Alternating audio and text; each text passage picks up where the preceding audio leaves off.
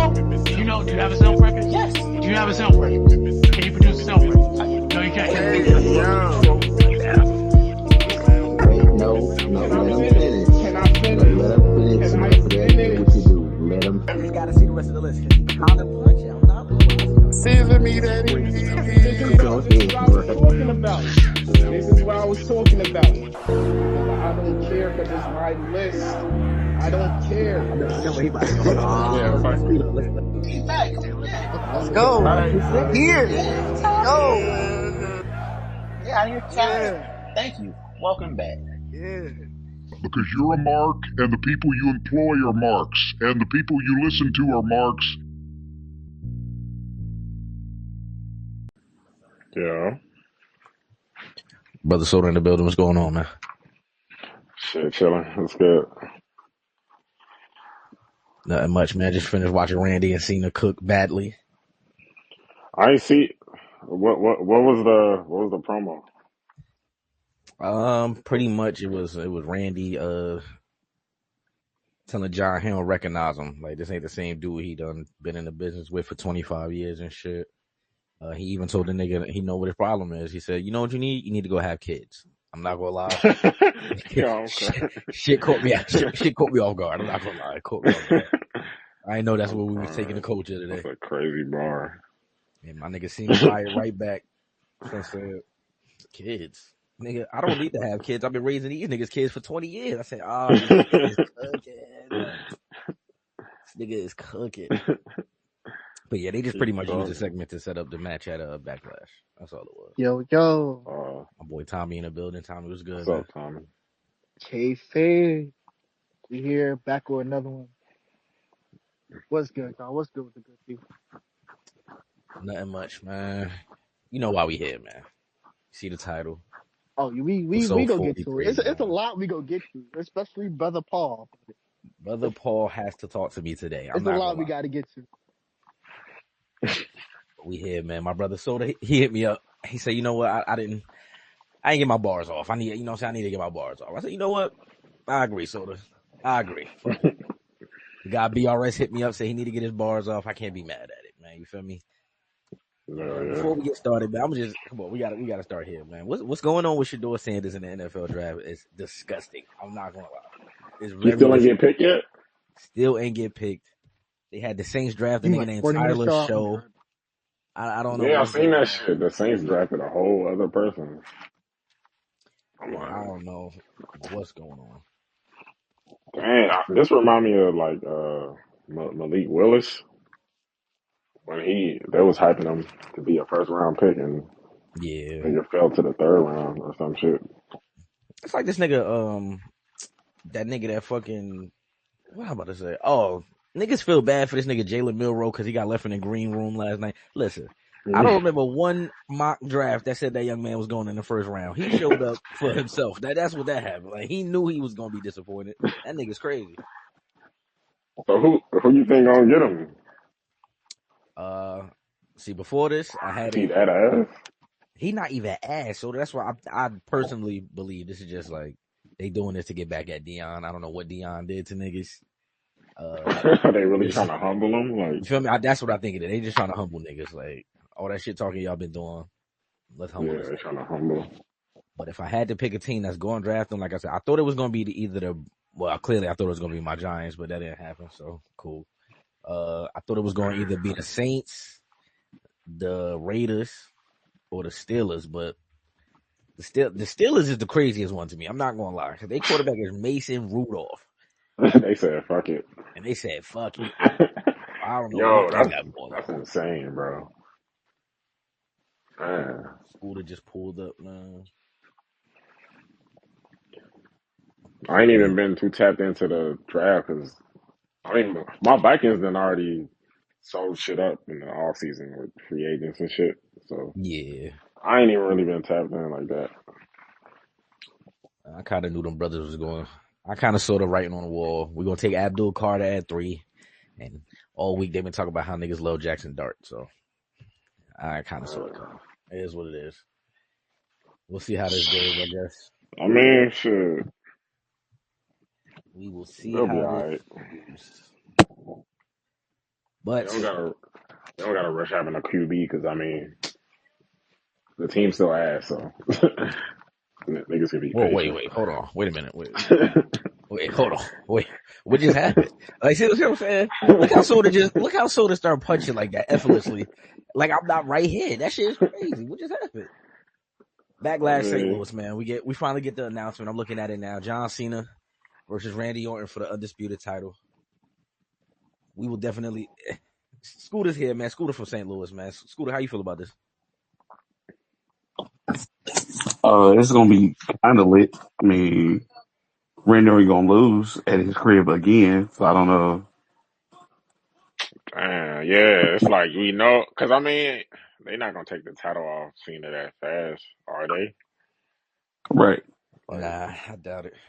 Oh, look at this. We got, I don't know if this is a call up or Fraxium in not. the building, man. Fraxium's in the building. These niggas got a trippy ass entrance. What the Yeah, word. I fuck? thought it was, I swear to you, I These swear. niggas, what I the was just hell about to is say, what's wrong this? with my TV? Like, what's up? Like, what's going on? Nah, Niggas I think trippy. this has been I rumored mean, all it's week. about time for them to. They literally held the titles for like 2 years in NXT, Facts. and nobody's fucking with them, so they might as well pull up to the main roster. This adds to that tag team division too.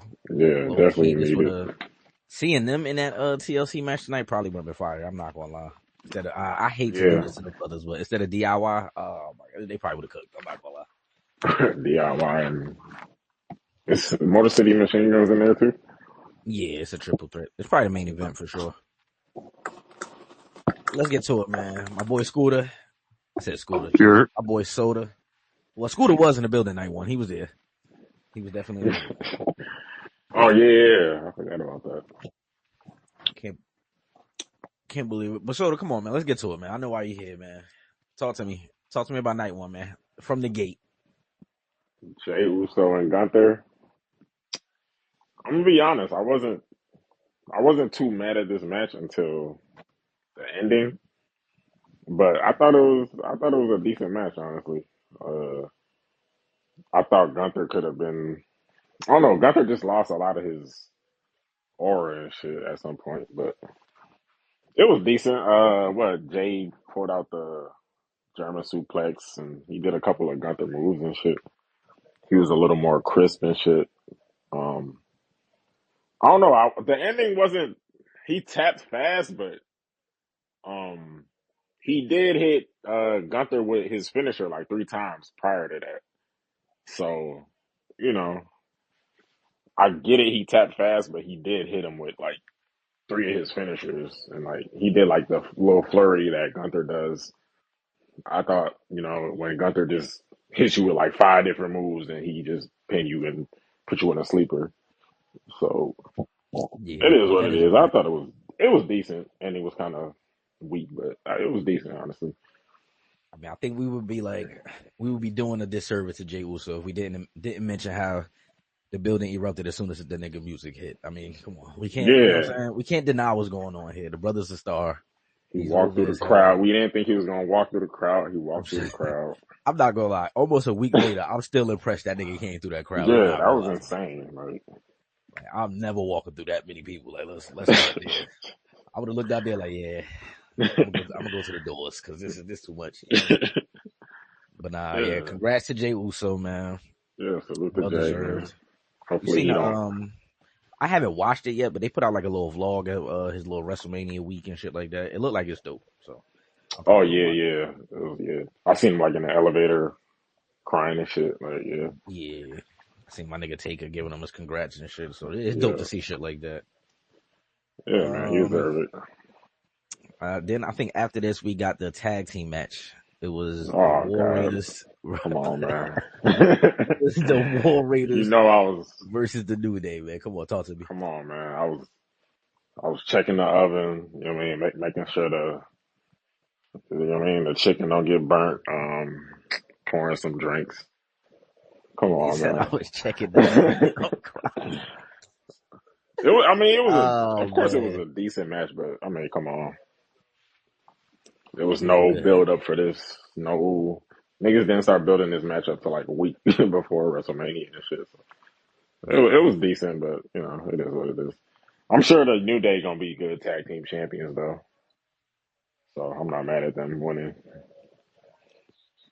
But yeah, Yeah, I'm about to say I wasn't really shocked that they won the tag titles. I kind of assumed that's what was going to happen.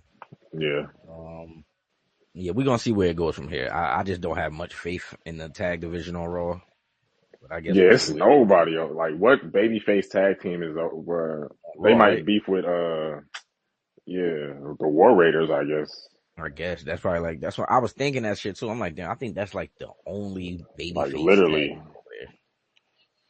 So like, I don't know what the plan is with that. yeah. What was after this match? And was it Naomi in them? Oh, yep, we got Jade and Naomi. You know what I'm saying? We got the new entrance from Naomi. How you feel about it? It was fire. I liked it. It felt like WrestleMania. I'm not gonna lie. This is when it started feeling like WrestleMania. Jade, she got that star power. She got that aura. You know what I mean? She got that Hmm. big time feel. Yeah, it was a decent match. It didn't go on too long. You know what I mean? Real decent match. And I mean, you couldn't have. I know a lot of us wanted Naomi to win, but you kind of couldn't have Jay lose either. You know what I mean? So Hmm. I'm not too mad at it. Hopefully, I mean they continue to feud because I would like to see them, you know, keep on fighting for real.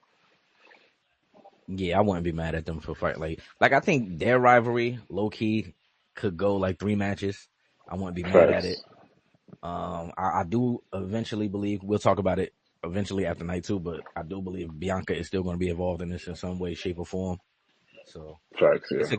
a couple ways they could do this. Yeah. But yeah, I enjoyed the match. You know, come on. I mean, come on. I can't be kayfabe, man. Come on.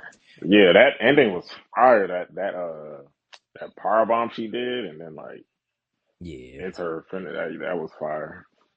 Like low key, it remind me of KO pop up power bomb without her having to hit the ropes and shit. Yeah. Like that's what it kind That of was reminded me. crazy. Like to do that, like she really That liked shit, that. yeah. I'm not mad at that. Matter of fact, damn, when did you know how they announced the fucking? I meant to ask y'all this the other day because I know Tommy and Scooter here too. I'm gonna just put this out there. I don't know if y'all saw the like they putting out the thing on Netflix where they taking us behind the curtain into the writers' room, cool, right? And then Oh yeah. they had the board up there with what looked like the original plans for WrestleMania. Right. And one of the matches was supposed to be Jade versus Nia Jax for the women's championship. So I'm not Mm. gonna lie, they kinda look like they was gonna push Jade regardless. I wouldn't have been mad at that either. Yeah, I think she just got hurt, so they had to write her Oh off. right. Yeah. But yeah, I probably wouldn't have been mad at that match. Now seeing her, like I'm not gonna say the way I was going to say it, but if she would have pulled that power bomb off on Nia Jax, I Nah. promise the building would have erupted badly. I don't even know if Brock could do that. Like, come Oh, on. come on, man. See, I'm being honest, man. oh Christ, I don't know if Brock could do that. That's crazy. So from here, where did WrestleMania take us? Like, matter of fact, like, before we even go there, so we 3 matches in, right? At this point, how you feeling in the show? Let me see. I mean, I'm not gonna lie. After I seen Jade and Naomi, I was like, okay, I mean, not too bad, honestly. I was feeling alright, honestly. Yeah, I wasn't there. After that match, I was kind of cool. Yeah, I said this the other day to them. I kind of enjoyed the tag match too. Like, only problem was it was no build and shit like that, so it wasn't really like yeah, something to be interested in. But the match wasn't bad, so I wasn't mad yeah. at It that. was decent. Yeah, it had some good spots. So even if like you weren't interested because the storyline was kind of trash, I feel like it was the match was entertaining. Yeah. Exactly, yeah. Like the spot on the apron was crazy. Like I said that too the other day. I don't remember. I only remember Ivar's name. I don't remember the other guy's name. But he had a spot. Eric, Eric, Eric, oh yep. yeah, Eric. But he had a spot on the apron, and he coming off of neck surgery. So I just thought it was a wild spot. I'm like, damn, what the fuck. But after that, we got the United States Championship match between LA Knight and Jacob Fatu. You get Jacob's first WrestleMania entrance. I'm not gonna lie, I went back and rewatched this match too, like yesterday. But you could tell Solo was genuinely happy for this dude. Like I'm not gonna lie. that was not hyping him like up on the stage. theatrics. Like No, he yeah, was they dead really happy. they fans, so I mean, he's definitely proud of his money.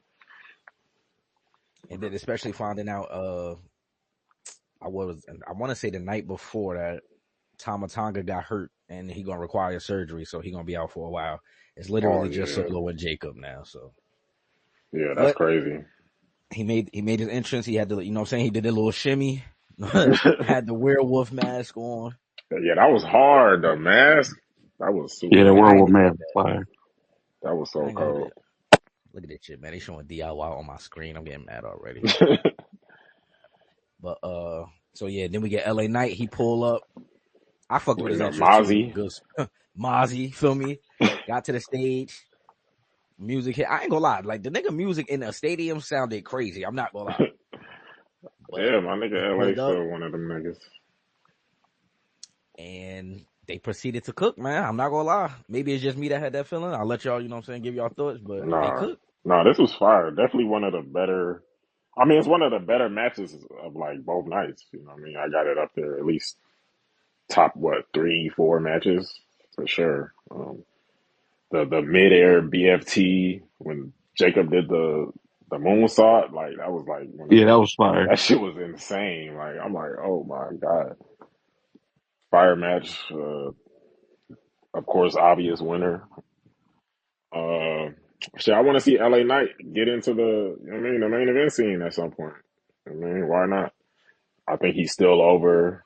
The crowd still fucks with him, so why not put him in And the main event him scene? and Jay will be a low key fire little program. Yeah, or shit, maybe he win Money in the Bank. You know what I mean? I think LA Knight's he's still an asset. You know, he's still over. I'm sure he still I'm, sells merch and shit. I'm about to say, I think that's where I got it going. Like I think they're gonna have him win Money in the Bank this year. That's just my prediction. Like I know we ain't nowhere near there, but I think Yeah, that's what's gonna happen. Like it would make the most sense. It would make the most sense. And then, like you said, yeah, get him into the world title picture up there. You feel me? We'll get into some spoilers later in the episode, but I'm not gonna be mad though. Like a couple moves that they talking about, I wouldn't be mad at LA Knight being like in a scene on SmackDown. So yeah. I mean, you know, Jacob about to go crazy. So that's what I want to ask y'all. So who do y'all think would be Jacob's? Now I don't even want to do the first opponent because it could really be anybody. But let's name 3 opponents you think they'll have him face while he got the championship. I got Solo being one for sure. I got Andrade for sure. I got who's another? Yeah, Andrade definitely gonna be like the first one. Fuck around. They'll Um, probably throw him like Miz or some shit just to smoke real quick. Um, who else on SmackDown? I don't want to say Mel. I mean, Mello possibly could get a. I wouldn't want to see him get fucked up though.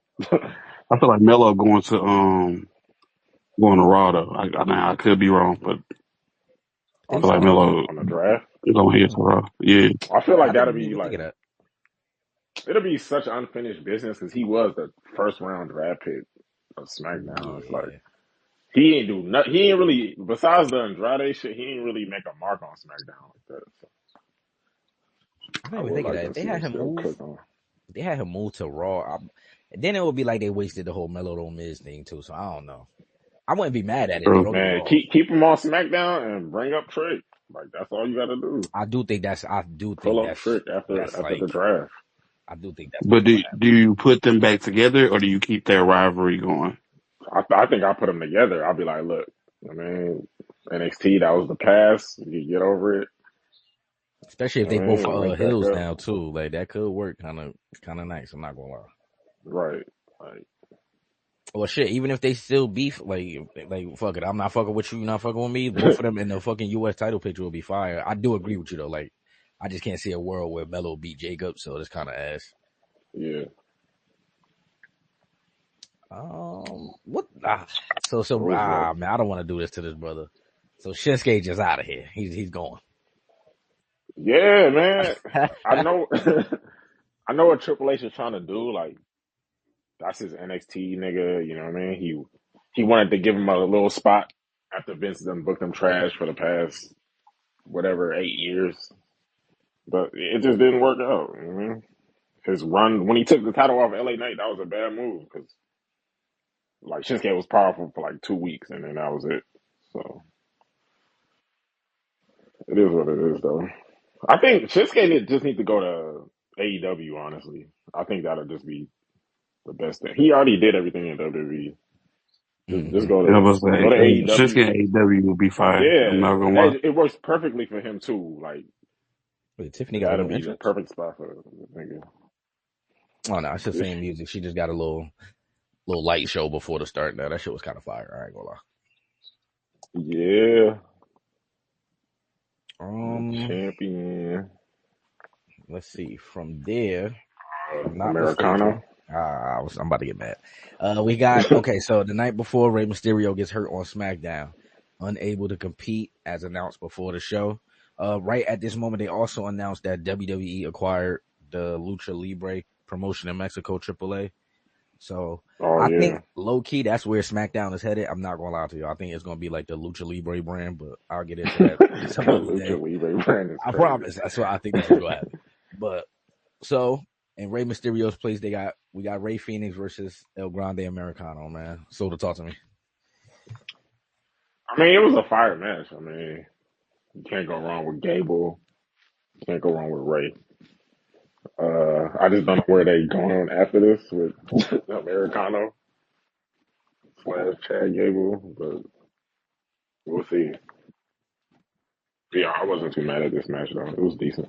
All right, we have not confirmed that that's Triple. Chad Gable, so I don't know what Soda's talking about. We are not sure that that's Chad Gable, by the way. Yeah, we gonna keep it going. I'm not gonna lie, I kind of fuck with how he playing into it too, like on Twitter and shit. He like, man, congrats, dude. Like, you feel me? And he's like, I think it's kind of Like funny. funny as hell. You feel me? That shit funny as hell to me. So Quote tweeted him.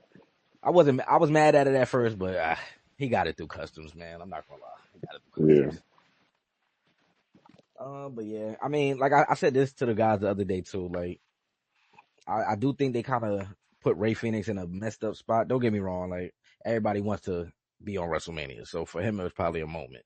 But just match wise, I think they put him in a bad spot only because you couldn't really prepare a good match. Not saying the match wasn't good, but you weren't properly able to prepare a full match. So, give it some time. I Yeah. feel like that match really would have went crazy.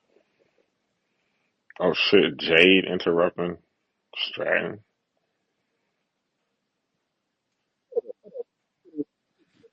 That's interesting. Come on, man. Y'all see what's going on? She pulled down. I don't know who she's supposed to be dressed as tonight. Oh, they about But to. Oh, maybe they about to run the ones right now. 'Cause she in I mean, wrestling gear right now. I'm about to say they both are in wrestling gear, so maybe they are about to run the ones. But yeah, man, El Grande Americano picks up the victory, and actually, Yep. the next match involved Tiffany Stratton. We had Tiffany Stratton defend her women's championship versus Charlotte Flair. Man, how did you feel about the match? Yeah. So I don't know how people feel about this match, but I actually liked it. I thought it wasn't what I think people expected. You know what I mean? People thought like, high flying, acrobatic, but it was a dirty fight. Like it was nasty. I mean, Stratton had a knot on her head. Niggas thought she lost a tooth. You know what I mean? It was a slugfest, honestly. You know what I mean? It wasn't pretty, and I fucked with it. You know what I mean? I fucked with it. You could tell they didn't like each other in the match. You know what I mean? Like the sandbagging, the not having a chemistry at certain points. Like I thought it was good, honestly. Stratton got the dub. Yeah, right winner. So yeah, I fucked with it. Yeah, I agree. We're gonna get to this later, but definitely the right winner. I don't want to break kayfabe, or am I gonna be like, fuck it? I'll Go break kayfabe. ahead. I'll break kayfabe. Fuck it. I mean, it was good to see Tiffany win. Feel me? Kind of feel like she was the right person to win this match. Like you said, What y'all thought about the match? I'm about to say, yeah, I enjoyed the match. Like, I did mention though the other day, the only problem, not really a problem, but that you could tell something was off. Is like Charlotte still looked like a step slow. I don't know if it's like she still got a little bit of ring rust or she just like her Yeah, mentally, she still got her injury on her mind.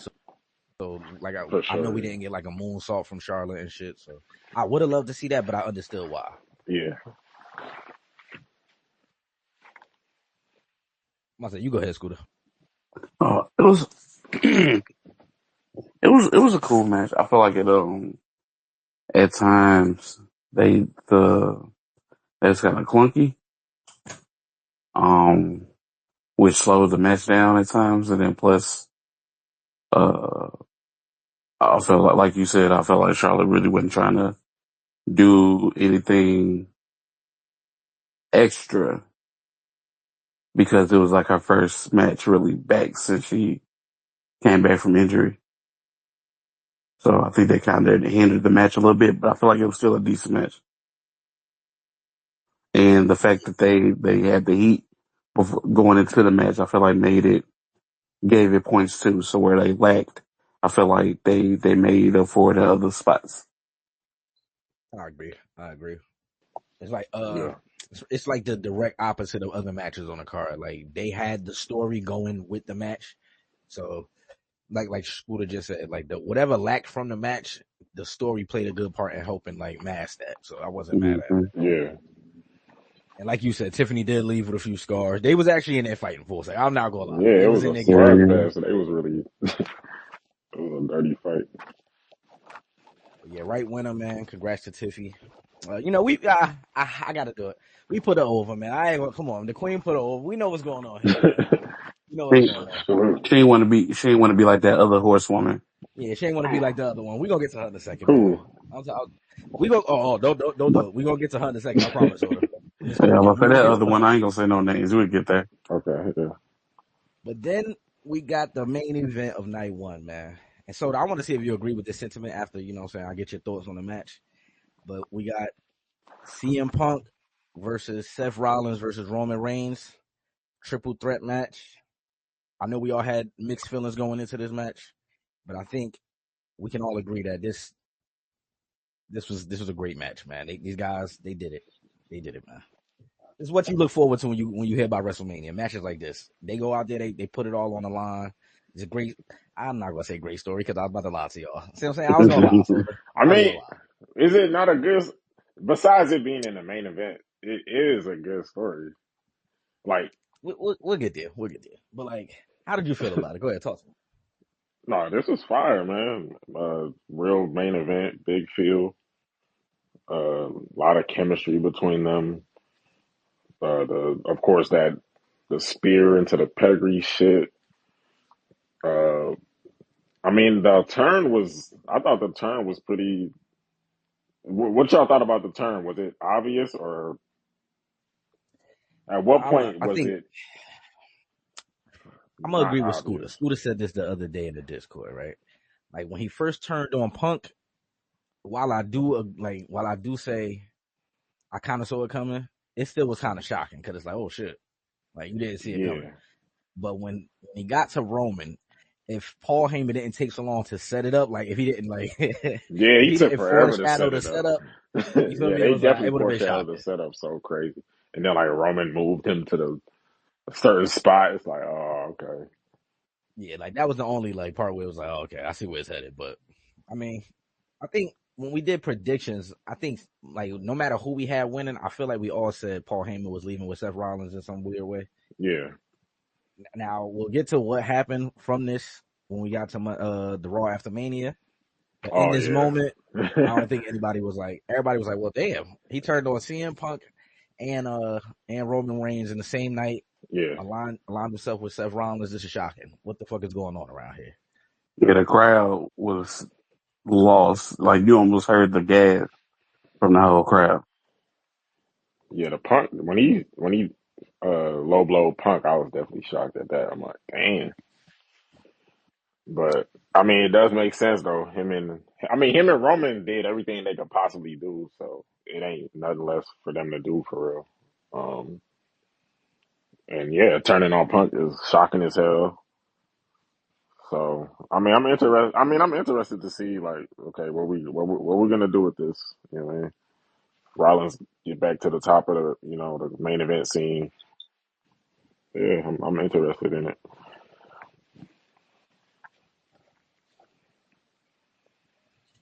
Hey man, well that's night one.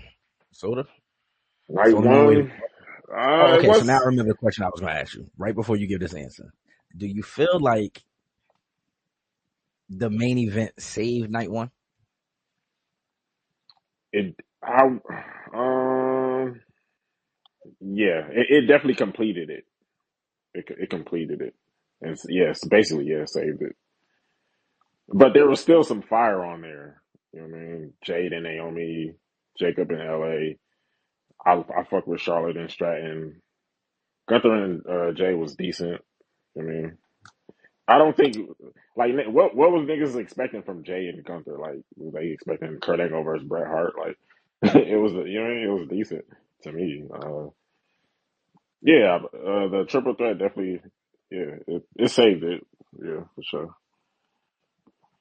To make it feel like okay, Gotcha. this Yeah, is I WrestleMania. will say that. Like some of the opinions on the internet about that Gunther and Jay match is kind of crazy to me. Like, yo, Yeah, there's it's no like what we call it. Jay ain't Bret Hart or none of these niggas. Like, that's yeah. not what you get out of this match. Like, but So solid night one. I'm not gonna lie. Once after like the initial hate wear off, yeah, night one wasn't really too bad. You feel me? Like it yeah. wasn't really That's that what I'm bad. saying. People talked about night one like it was trash, but I don't get why. It was a good show. Like, Don't worry, but Scooter. it We gonna it get to wasn't. why. We are definitely gonna get to why. It's two brothers we gonna talk to, but we gonna get to why. But yeah, I agree. It was night one, like on the go back. It really wasn't as terrible as everybody was trying to make it out to be. Yeah, Like if it I like wasn't that. a WrestleMania, if it was just like Backlash, for example, then niggas would have been like, that was a really good pay per view. right. Exactly. But then we get to night two, Soda, and I'm talking out the gate. Hmm. We get a classic, my nigga. Out the We got gate. Rhea Ripley, Bianca Belair, and Io Sky, man. I know how you feel about these three women. So talk to me, man. I mean, fire. I mean, chemistry, spots. Everyone got their shit off.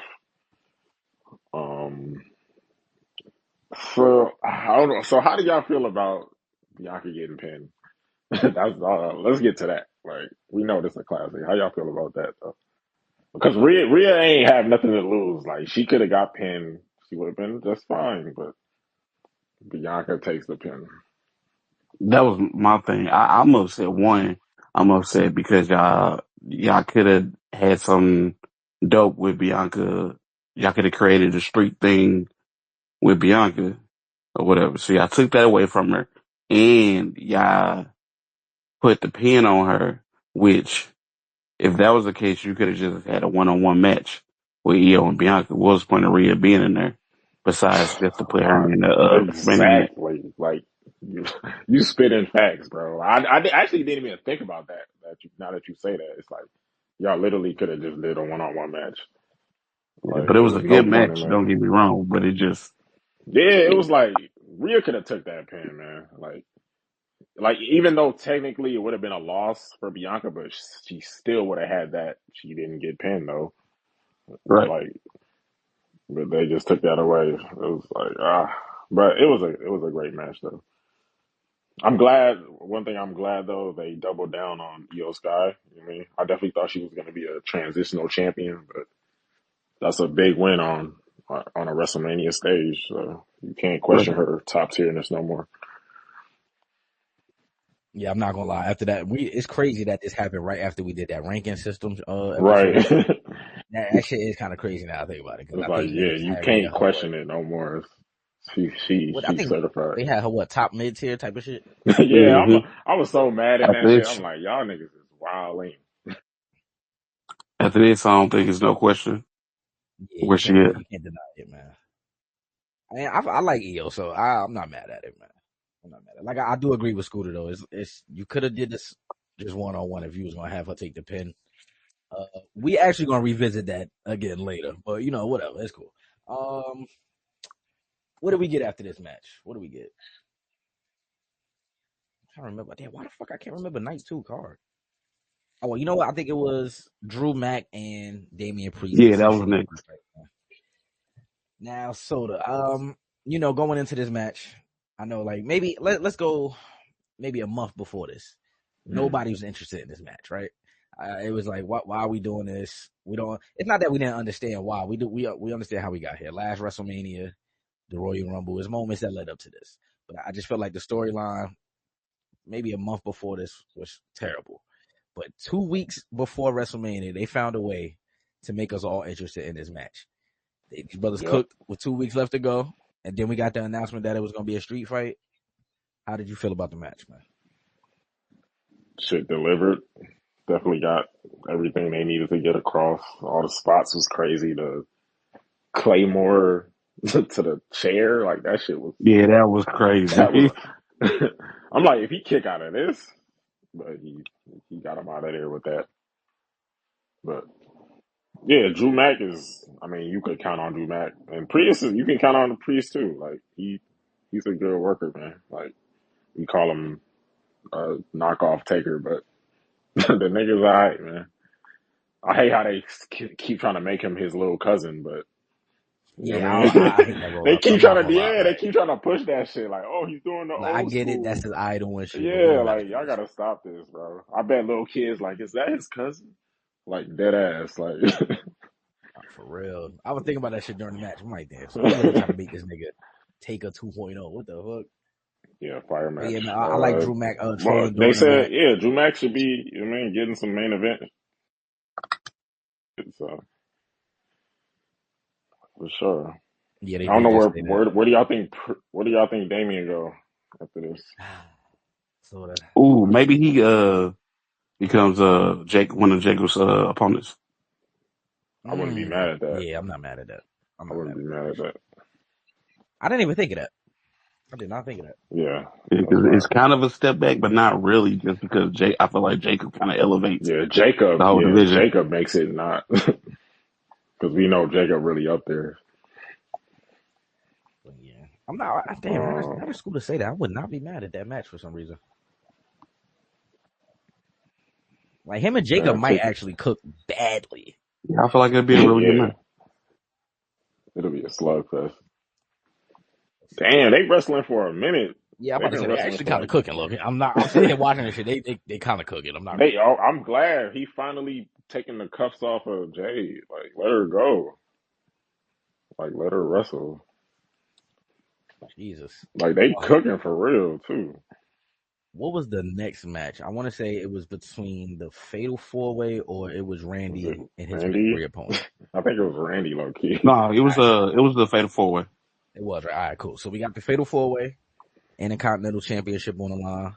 We got Braun Breaker. We got Super Fire. Penta. We got Dom and we got Finn, man. And we have a Naomi running in this match. Oh shit! Yeah. So what is she doing? She's not even continue. punching her. Yeah, like what is this? This is what I'm saying. What happened to the art of KayFabe, man? What is going on, son? Them weak ass punches. What am I watching? She really dressed in nothing but caution tape. That is hilarious. Lucky she got a fire fit on. That is fucking hilarious. She beat those wild punches. But so yeah, we got the Fatal 4-Way, man. Fire. I was about to say, yeah, come on. Great winner. We all predicted Dom to win this, man. I'm not gonna lie. I didn't expect the building to go crazy like that for Dom. Yeah, they went. My nigga he got an encore. For real, you feel like back to the ring.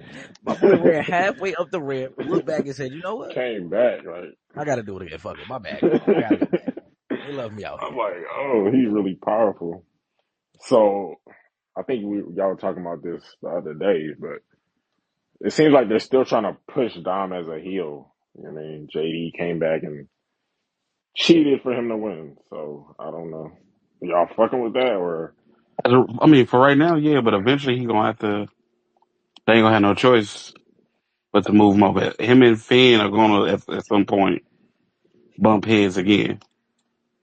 Yeah, it's really just interesting how they're gonna finally break them up. Because like, is Liv gonna go with him or is Liv gonna stay? My bad for interrupting again, gentlemen. But Nia Jax has made her return to attack Tiffany Stratton.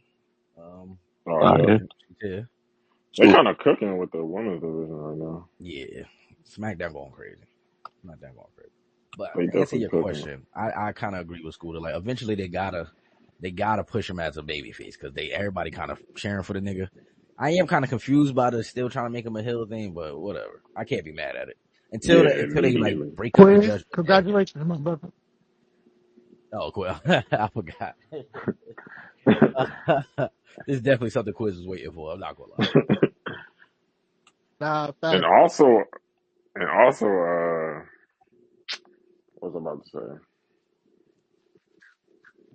So with Dom, it's like, damn, I forgot what I was about to say. It's all good, man. I guess now you're trying to get her title back. She's holding the title up. Guess we know who Tiffy's next opponent is. She about to get packed again. So after this, we got Randy Orton versus his mystery opponent. All week. I'm not gonna lie. Only one person did predict this the right way. I'm not gonna lie. I don't know if he actually made the official prediction, but my boy Boog did put that in the chat. I'm not gonna lie. But apparently it was hand selected by Randy Orton. They said they gave him a list of opponents to pick from, like 3 or 4 people, and he chose Joe Hendry. So we got Joe Hendry versus Randy Orton at WrestleMania, man. How did you feel seeing Joe Hendry? I mean, I wasn't mad at it. Yeah. It was a moment. I mean, Joe Hendry lit, man. You heard the reaction. I mean, they knew who that was singing the song. So it was a pack up though. It was definitely like that's the only thing it wasn't really competitive. It's like, my niggas really got packed up in like 7 minutes or less. Like, but yeah, I mean, it's a good look. They flew my nigga to Vegas to take a RKO, man. I see what's going on. Hey, niggas dream about that type of shit. So yeah, that's what I'm saying. Like, plus for I think it's a good look for TNA. Like, well, we working with y'all this year. Why not have a TNA star on WrestleMania? So I wasn't mad at it. Yeah. Now from here, I'm about to get mad. I'm getting the closer we get to it, I'm gonna get mad. Let me see. Okay, yeah. So from here we got Logan Paul versus AJ Styles, man. Now, I want to see what you thought about this match, Soda. I need your thoughts on this. I think this match suffered from bad placement. Like following all the shit that happened before, it's just bad. It was a decent match, and maybe people had higher expectations that weren't reasonable. But it was a decent match. It was flat because I mean they had to follow all the shit before, like it was damn near impossible. But it was decent. I mean, I like the carrying cross spot. I mean, him being involved, it makes sense. I think I called that shit. So yeah, it was all right. Yeah, it wasn't until Nothing one of y'all crazy. said that in the chat the other day. I had no idea Karrion Kross was from Vegas. So like hearing that promo after Mania, we could get to that right after we finish night 2. But I understood the promo, man. I was like, I asked y'all yesterday. I don't even think it was a promo. I think Buddy was dead ass. She's like, bro, listen, yeah, shoot, this shit is ass. I'm not gonna lie to you. Shoot. Now go ahead, Tommy. Now, Tommy, I'm about to say. Now you know how this goes when we get on Twitter. Elon don't be fucking with you. I don't know what you did to the Twitter gods, but Elon They don't do this in Discord. They don't never do this in Discord. I'm telling, it really don't. Like, it really don't. My boy be clean in Discord, but we get on Twitter. Your shit got wiretap for Elon Musk. To him. I don't know what you and him got going on. They got a wiretap. He punched on him or something. That's what it is. He punched on him and got him out of here. I see what's going on. Man, forever. Look, he keeps sending you to the shadow realm. He not fucking with you. I don't know what it is, man. Cannot punch out of the gulag. But nah, I kind of agree with Soda though. I will say I did give AJ the same grace I gave Charlotte. It's only like his 3rd or 4th match back from injury, so you can see the ring rustle a little bit. I mean, plus AJ Styles older. Like, I know we all used to, TNA, the house that AJ Styles built, AJ Styles. But it's just not that no more, man. We just, like, that's what I'm learning too in the last, like, couple of days. Like, sometimes we gotta accept things for what they are. You know what I'm saying? Well, age. We're not accept things for what they are, but we gotta accept age. My nigga Styles' best match on WrestleMania might be LA Knight. LA Knight, I'm not mad It at that. might be. Or Shane McMahon. Him and Shane low It key might could. be. Him and Shane low key Yeah. could. I would say All his him and Taker opponents are though like too. not the opponents you would have like Edge. He didn't really cook Yeah. this match. He didn't really go to that level. Too crazy. Like Him and Taker was cool, but it was more of a production than a match. So I understand why people don't mention that one. I'm gonna be real. Like Taker my goat, but I just don't like that match like that. That's what Like I'm saying, because it's like it's too produced. You know it what I was mean? Like way too produced, bro. it's like I think nah, this I ain't think that's all what right. made it fire. Actually, me The personally, whole I probably gotta watch it from a different perspective, but I feel like it was on. I just don't think it's that crazy for me. wait, It was what like WrestleMania was the that? Bray Wyatt John Cena match. It Yeah, was yeah, barely even yeah. a match, but it was Oh, cinematic. that I was feel like that's what how the AJ Styles Undertaker match was, except it was a little more. It was more wrestling in it, but I feel like it was yeah, more because it was during the COVID time. A regular match wouldn't have did justice. So I feel like I like how they had that as like Undertaker's official retirement match. yeah. I agree.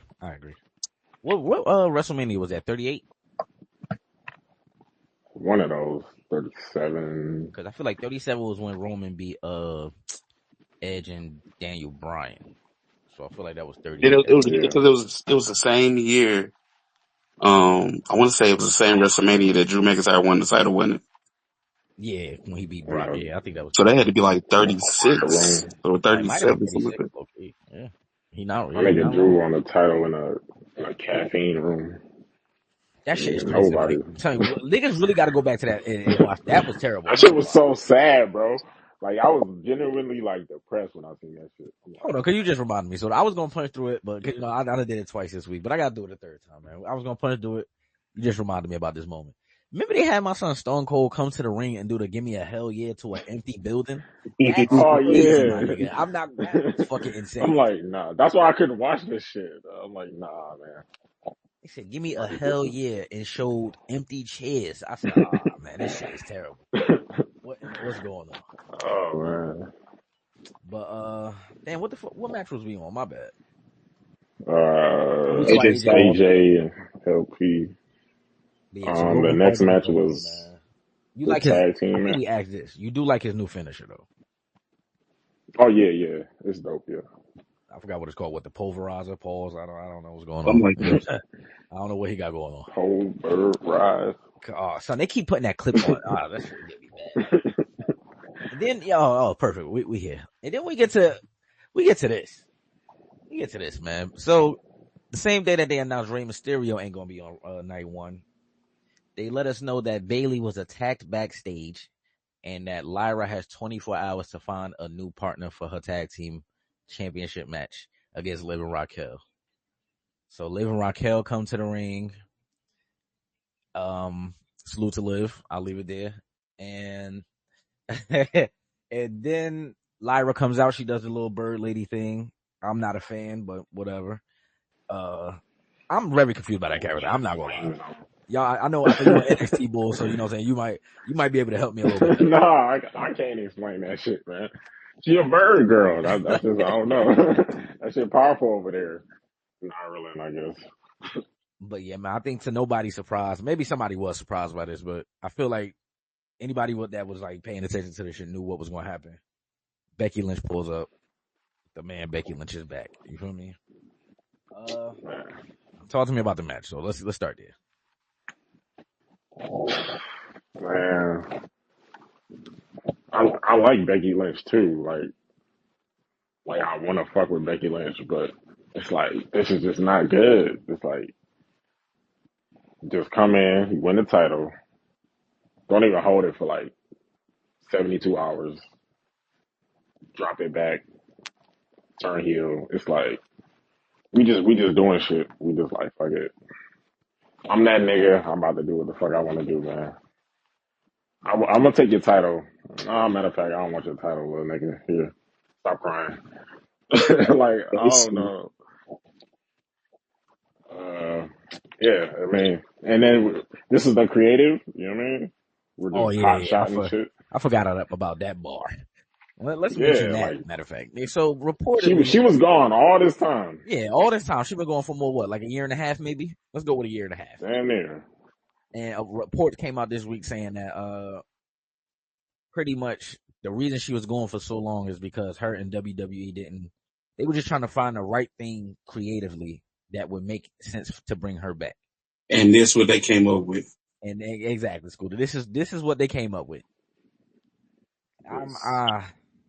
This hot I'm just shot not booking, this it's like what? like what? Come on, my nigga. It's no way. Like you just turn heel, like no build up, no suspense, just oh yeah, I'm gonna just turn heel now.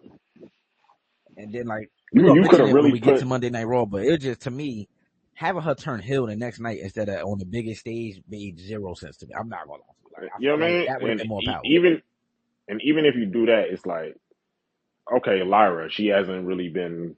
You could have took Lyra to the next level just doing that angle of you know what I mean betraying a young girl that looks up to you. That could have been a great angle, and like it's just gone now.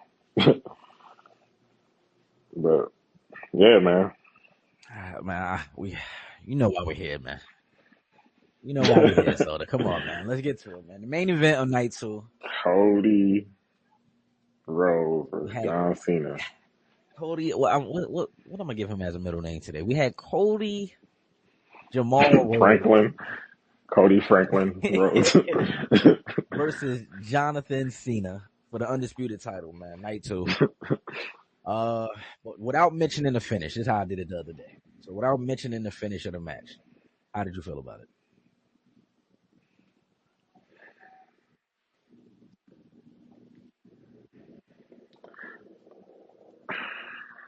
I don't even I don't even know what to say because I didn't expect too much. So up until the finish, I was like, all right, this is decent. You know what I mean? Like I know John Cena isn't about to be flying around, but yeah, that finish just that's what it was. But you know what I mean? My nigga Cena wrestle like Ric Flair now. You know what I mean? That's just what it is at this point.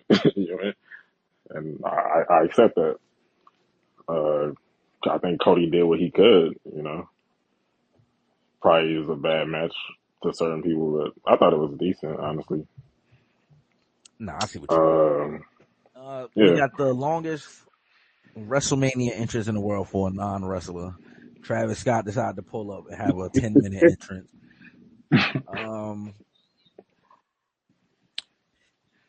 How can I do this? Because we're gonna mention the brother in a second after we get to the fallout from Mania. But brother, come on, man. You know you was supposed to pull up for this, man. Like, come on. We're not gonna sugarcoat it. My nigga Scooter got on this platform and told brothers at the very start of this storyline, like after that very first John Cena promo, niggas didn't even mention The Rock in the promo. Cool. Y'all might be able to get this off this week. Cool. But then they had about 3 more weeks after that where there was not a single mention of the final boss. So the closer you get to Mania, you know, anybody with a brain, they're like, all right, what's going on, my nigga? Like what's going on? Niggas ain't gonna mention this nigga. He ain't post. That's what really caught my attention. He ain't post nothing about WrestleMania. Not He a posted flyer. everything else except wrestling. You feel like it was the only thing we saw from him about wrestling was that New Japan t-shirt he had on. That shit just got, now that I'm thinking about it. Random as fuck. So that was the first red flag for me. I'm like, damn, he ain't never say nothing about WrestleMania. What the fuck? But then I think the night before night 1, he posted a picture from Hawaii, and Soda. I will be lying to you if I told you that I wasn't mad. I got hot instantly. Like, what the fuck is this nigga doing back? And it's so disrespectful because like you didn't even have to post that. You didn't. You could have just didn't. went to Hawaii. You didn't even have to post that shit. It's so disrespectful. We gonna get to that angle just in a second when we talk about Monday Night Raw, because I know you two brothers have peeped what's going on for the last year. This goes back to let's start in December last year. We gonna get there in a second. I'm sorry, we gonna get there. But yeah, like the match, I ain't really expect like you said, I ain't expect Cena to go out there and be doing flips and all this other shit. Low key, him doing the fucking what do they call it now? The AA. Him doing that Yeah. off of the top ropes I was kind of shocked, but I was like, oh shit, okay. You know what I'm saying? Like 50-year-old John still got it. I see what's going on. I will say this because I watched the match again, right? And I know this is like a thing for me and you. The constant kicking out of finishers has to stop. It has to stop, my nigga. Like niggas, Yeah. I watched Roman Reigns die to 3 crossroads last year, and John Cena 50-year-old just took 3 of them shit like with no problem. Like it has to stop. That's one. Niggas, yeah. But I feel like without the finish to the match, people probably wouldn't have been mad at it. Or even with the finish, if the final ball showed up, I think people would have been satisfied. But just going off of what we got Sunday night, man, there's no way that's the finish we came up with for the. I think with Jay Bands that said this in the chat too. Like for the real main event of WrestleMania, there's no way that was the finish we came up with or without The Rock being there. So that's where I want to take the conversation when we go to Monday night. Like, This is why I feel like we punch on H, but I feel like we gotta consider like honestly like TKO and all these other what's my that's a dog fact. name That's a fact. Nick Khan. I mean, they probably push for this. You know what I mean? Because Triple H, I know he would have been like, "Fuck it, we don't got The Rock. Go ahead, pull up Rollins and Heyman and Breaker. Let's do some shit." You know what I mean? And that was just a flat ending.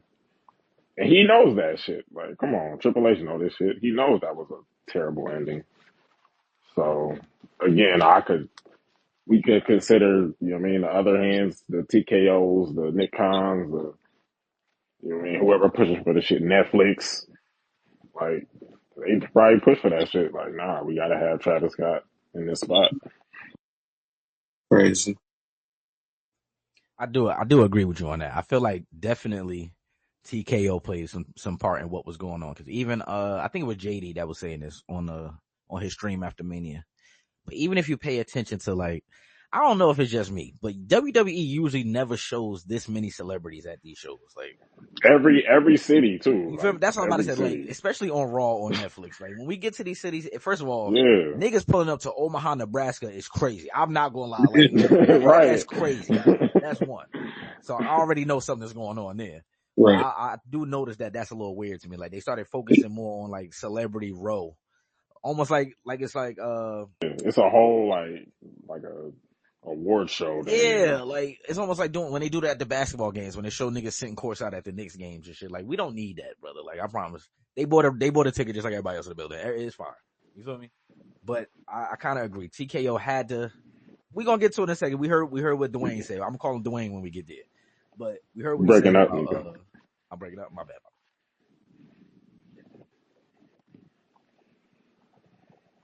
You can hear me? Yeah. In the gulag. Yep, you good. All right.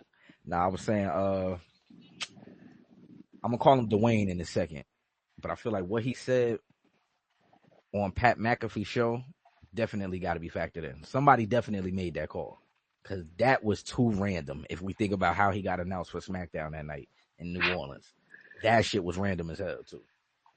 Because we had remember they advertised the card for SmackDown the night before. Everything was cool. And then midway through the day, the next day, they was like, all right, scrap everything. The final ball's pulling up. So I was like, all right, that's a little weird, whatever. But yeah, man, just a nasty My ending to the main nigga, event, man. my nigga Dwayne abandoned the ship. He didn't even go down with the ship. He didn't go He down there? abandoned that motherfucker. Yeah. Oh, yeah, so we get into it. We get He into got a it. life jacket and got the fuck on. Like, look, I'm out, man. We are I gotta definitely figure that getting to out. that conversation because you right, man. He abandoned shit badly, like, and there's something Maine said in the chat earlier that I agree with. Like, but let's get to the Raw after Mania, man. Let's get to it. How does the show start? I'm trying to remember how the show started. It was Cena out the gate? Cena. You said it was what? Yeah, Cena. It was Oh Cena yeah, out Cena, the gate. right? Out the gate, my nigga. Oh my god, I'm not gonna lie, Soda.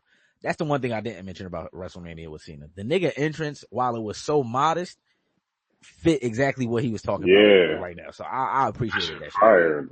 I appreciated that. Yeah, the blackout was fire. So yeah, he did the same thing again the next night. Comes out, You know, the announcer, he did the same thing he did to the announcer tonight, pretty much. Like, he came out here, announced him, you know, mad regular. He said, hold the fuck up, my nigga. Come here. Cause you announced me wrong. You gotta, let me give you the script, cause clearly they didn't inform you backstage. So, You know what I'm saying? I'm not gonna lie. I find that shit powerful. I'm be honest with niggas. I find it powerful. Yeah. Like, make sure you address me as the last real champion, my nigga. Like, I fuck with it. Yeah, that's fire. He gave us a good promo. I wasn't mad at the promo overall. Yeah, he said just because you show up in a good mood doesn't mean I can't still tell y'all to go to hell. Come on, punch him. The ruthless aggression. Yeah, come on. We can get to that bar. Like, as soon as he said it, I knew what was coming. no, before he even did the countdown of the shows, he got what? Oh my Yeah. Scooter. When I tell you that shit was powerful on my television. That was powerful. That was super powerful, bro. I was like, because nah, he put the 36. I'm like, okay, 36, and then he just 10 days already. You know what I mean? Like, it's like, oh shit. Like time flies. He told niggas, not matches, appearances. Yeah, not matches. Like I said before, all this is great. Even the stuff before WrestleMania is great, and none of it needs the Rock. Yeah, that's a fact. Yeah, that's what I was saying earlier. Like, Scooter did say that. He was like, dog, he could have did this without Rock. And see where it ended up at and the fallout from it, and it's like, dog, you really could have. That's why I feel like I'm gonna get into it. I don't want to do it right now, derail the conversation, but it's too many niggas got too many hands in the pot backstage. I'm gonna put it that way. It's too many hands in the pot. You feel me? Like, yeah, it's too many. It's Netflix out of hand. Like, nah, for sure, bro. Like, that shit. We knew this one on the debut episode though. When they had brother pull up and break KayFabe badly, it was like, oh yeah. I'm like, yo, what is going on? I said, what did I just watch for the last year for? If like, we was gonna do this, like, I just don't get it. But yeah, so we got Cena out the gate. Eventually, you hit a crowd as he giving his promo. You hit a crowd, you know, change and shit. Like, you hear some cheers. So it's like, first of all, hold on, I can't punch past this part. The nigga had the crowd chanting, "We are sorry." I'm not gonna lie, Soda. I thought they said we ain't sorry.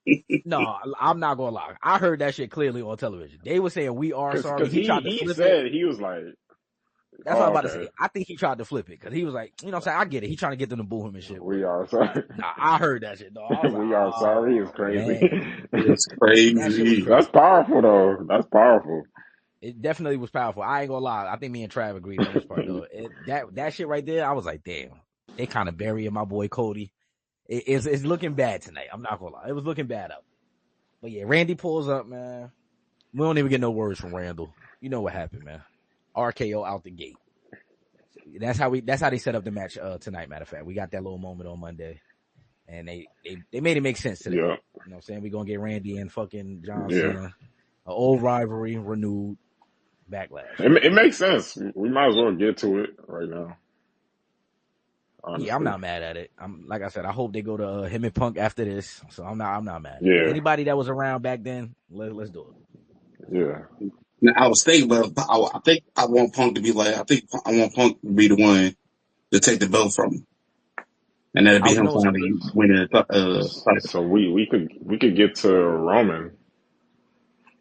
See, I don't. You know what's crazy? I don't think they're gonna do it. I don't think so. Do it. Nah. If they take Roman, I don't think they will. You feel me? Like that? Because I just, how can I put it? It's not that they don't want to have Roman lose the match, but I feel like, and then we got to take into account how many dates the brother got left, right? Come on. Yeah. My tribal chief don't show up to work too often. You feel me? Right. Like, let's be honest here. My tribal chief don't show up too often, man. That shit gonna be a 2-day build. You feel me? So I just like, I think they're gonna stay away from that. If he faced anybody from this era, I do believe Cody getting another match out of this. I will say that. I do think he get one in December. When Cena done, I think the last day he got is in Boston, so I feel like they'll have Cody beat him then. But yeah, they low-key might put the title back on Cody, honestly. Either because who else would they put it? Who else would get the belt right now? That's what I'm saying. That's a baby face, right? Like I on can't SmackDown. Yeah, I can't think of nobody. Like nobody. Well, I mean, after the draft, after the draft, we'll see. That too. Who's on SmackDown? Because I would assume, right? Because let's say I'm gonna mention one of the spoilers. Fuck it, I'll mention it right here. They say pretty much the plan is to have Gunther move to SmackDown, right? So I would assume you're not going to have Jay move to SmackDown because you don't want to put Gunther and Jay back in another rivalry. So clearly the belt staying on Raw. The undisputed title stays on SmackDown, right? So I would assume that means John Cena's going to have mostly SmackDown opponents. That's what I would assume. Yeah. So we got Randy out the way. I would assume Punk going to get drafted to SmackDown. Even though I don't know, me and Scooter had this conversation months ago about Netflix. Like, I just don't see them going for none of that shit. Yeah, they keeping Punk on Monday Night Raw. You feel me? I don't even know what switches honestly after the draft, unless they take Roman. They probably gonna take Roman. I think they somehow they want Roman too. Yeah, they're gonna take Roman. I definitely could see them. Yeah, Roman and CM Punk gonna stay on Raw. Besides Gunther, I don't know what other like main event people are moving. I mean, Drew gonna be over here, but he a heel. You feel me? So it's like, I don't think they're gonna have him beat Cena. So yeah, they're gonna have to balance this out. They're gonna have to make it make sense during the draft because I don't know. Randy and Punk are definitely the perfect opponents though. Like they both in a babyface era, so that makes sense. But past them two, I kind of agree. I don't know what the fuck they gonna have him do on SmackDown. And then shit, I don't know how we gonna get Cena and Punk if Punk not moving. Yeah, that's what I'm about to say. I mean, it's Cena, so we gonna get to it by the end of this. Like he could go on both brands, low key. Actually, I do know how we're gonna get to it, but we're gonna wait for the main event segment of the Monday Night Raw. Once we get there, I'm gonna tell you exactly how we get there. Matter of fact, but let's see, where did they go from here though? They had the Cena and Randy moment. Was it the women's match? Was it Io and Stephanie? Oh, Stephanie. Yeah, I think so. I think Raw only had 3 matches, so I feel like that was the first one. Kind of, it wasn't a shocker. Don't get me wrong. Because I do think they their styles mesh well together.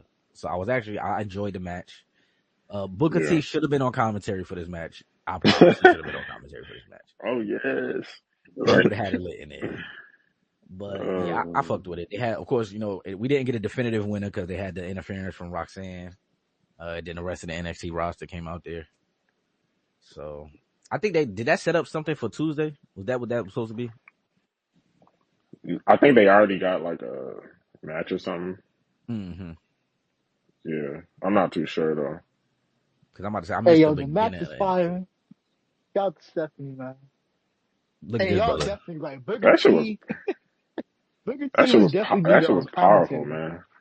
He should have been there. Julia. He should have been there. Julia pulled up. Julia got the braids. That got mad confusing. What, man? Yeah, like the finish of this match was hella confusing because I'm like, hold on, like this is a low key classic. Like they kind of cooking for real, and then what happens, and I'm like, oh damn, why y'all do that? Yeah, I see. Tommy's taking this in the direction I want to take the show in because it was again to me was just a night full of booking decisions that was like, what? Who has pencil backstage? What's going on? And then Rhea pulled up for the fade. That even made it more confusing. I'm like, hold on, what? Why is she here? I wasn't fucking with that. I thought it's kind of weird that people come out to help. I was fucking with it. Cause I mean, who she came to save Io. I mean, that makes sense. She came to save Io. It makes sense. Do it really though? Now y'all, why y'all on that, man? I'm curious to see like the follow up after this, because like is this mean Rhea gonna go back to NXT and run the fade with Julia, or that's why Rhea and Io is they gonna get the rematch? It's like where is this gonna lead to? Exactly, Nico. You feel? Because I didn't know, like I didn't see the start of NXT on Tuesday. That's why I was like, did they start with this? Like I didn't know what was happening. But I mean, it could lead somewhere. You know what I mean? Rhea, Io. Whoever it could lead somewhere. I would love to see Rhea and Stephanie getting there, because that would be fire. Because like if she worked this good with Io, I can only imagine what she'll do with Rhea. Who else pulled up to the ring? I feel like we left somebody out of this. Roxanne. Nah, it was Roxanne and Julia that pulled up. Got you. Yeah. I can see I think, and they just made Julia a heel because she never really had a role. Well, she was a babyface, but she's really a heel Yeah. now. Yeah, that's why I mentioned the braids. I It's noticed that. I feel like that's her heel persona. it's cool to see Julian and Stephanie like to pop up at the main roster, but for them to be there and to be locked in, nah, it's way too early. But it is cool to see them on the main roster. Yeah. Yeah. I feel like they got to stay in NXT for a little bit.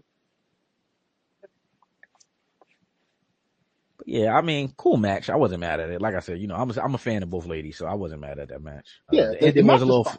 yeah, the ending was a little, little weird, but whatever, Yeah, cool. it's a little, yeah, I mean, but we can let it get through customs. It's cool. But yeah, we'll let it fly. What else? I'm trying to hit The the the main points from Monday Night Raw. Go ahead. the women's tag match was actually the first match, but that was some. I'm You already about know to that was some get bullshit. mad. Oh my god, we got to talk about it, man. So this is, mind you, this is the only rematch they got from WrestleMania on either show this week. I'm just Yeah. put that out there. Also, I want to put this out there. There's a number one contenders match for the U.S. title tonight between Drew and LA Knight. Yes, Drew McIntyre. People don't know what's going on, That's but fire. but fucking, we get Liv and Raquel versus Becky and Lyra the very next night after they won the titles, and yeah, we Now, saw what happened, man. We saw. now, Nico, I'm not gonna hold you. I get it with Lyra. The character, it makes no sense. I can't relate to it. It's birds, the feathers. I don't know what it is, but Bird I gang. I get it. I get it. But once that bell ring and them ladies start getting the cooking, they was kind of hooping. I'm not gonna hold you.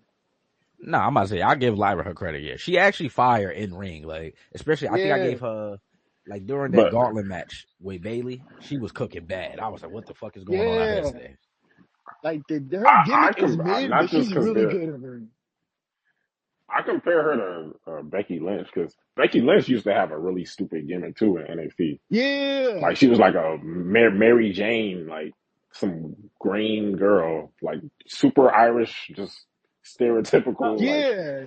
Ireland That's what she gimmick. So reminds me of. She reminds me like an yeah, early version of Becky Lynch. yeah. So she can. All you gotta do is just find that gimmick. I mean, and you going to the moon. Yeah, I don't know if this bird shit gonna go to the moon, but yeah. it's And cool in for a now. shocking development on SmackDown, we have a new women's U.S. champion, and her name is Oh, Zelina Vega. oh, Hey, that's fire. let's go. That's what's That's up. fire. That's fire. That's fire. They could have Yeah, had that match on WrestleMania instead of a tag match, but they'll be there nor there.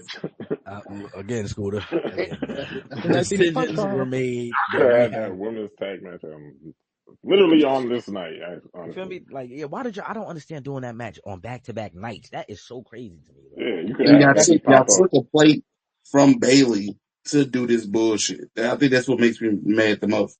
I was Uh-huh. already mad. Yeah, right. I was already mad because y'all took plates from a legitimate tag team to put somebody who already Yeah. had a belt and put them with someone else. Had to win a gauntlet against literal tag teams already to turn around and take one of them out of the match to put somebody else in them to give them the belts to turn around and have them lose the belts the next night and have the person that you put in there for no reason turn heel. Like none of that makes sense. yeah.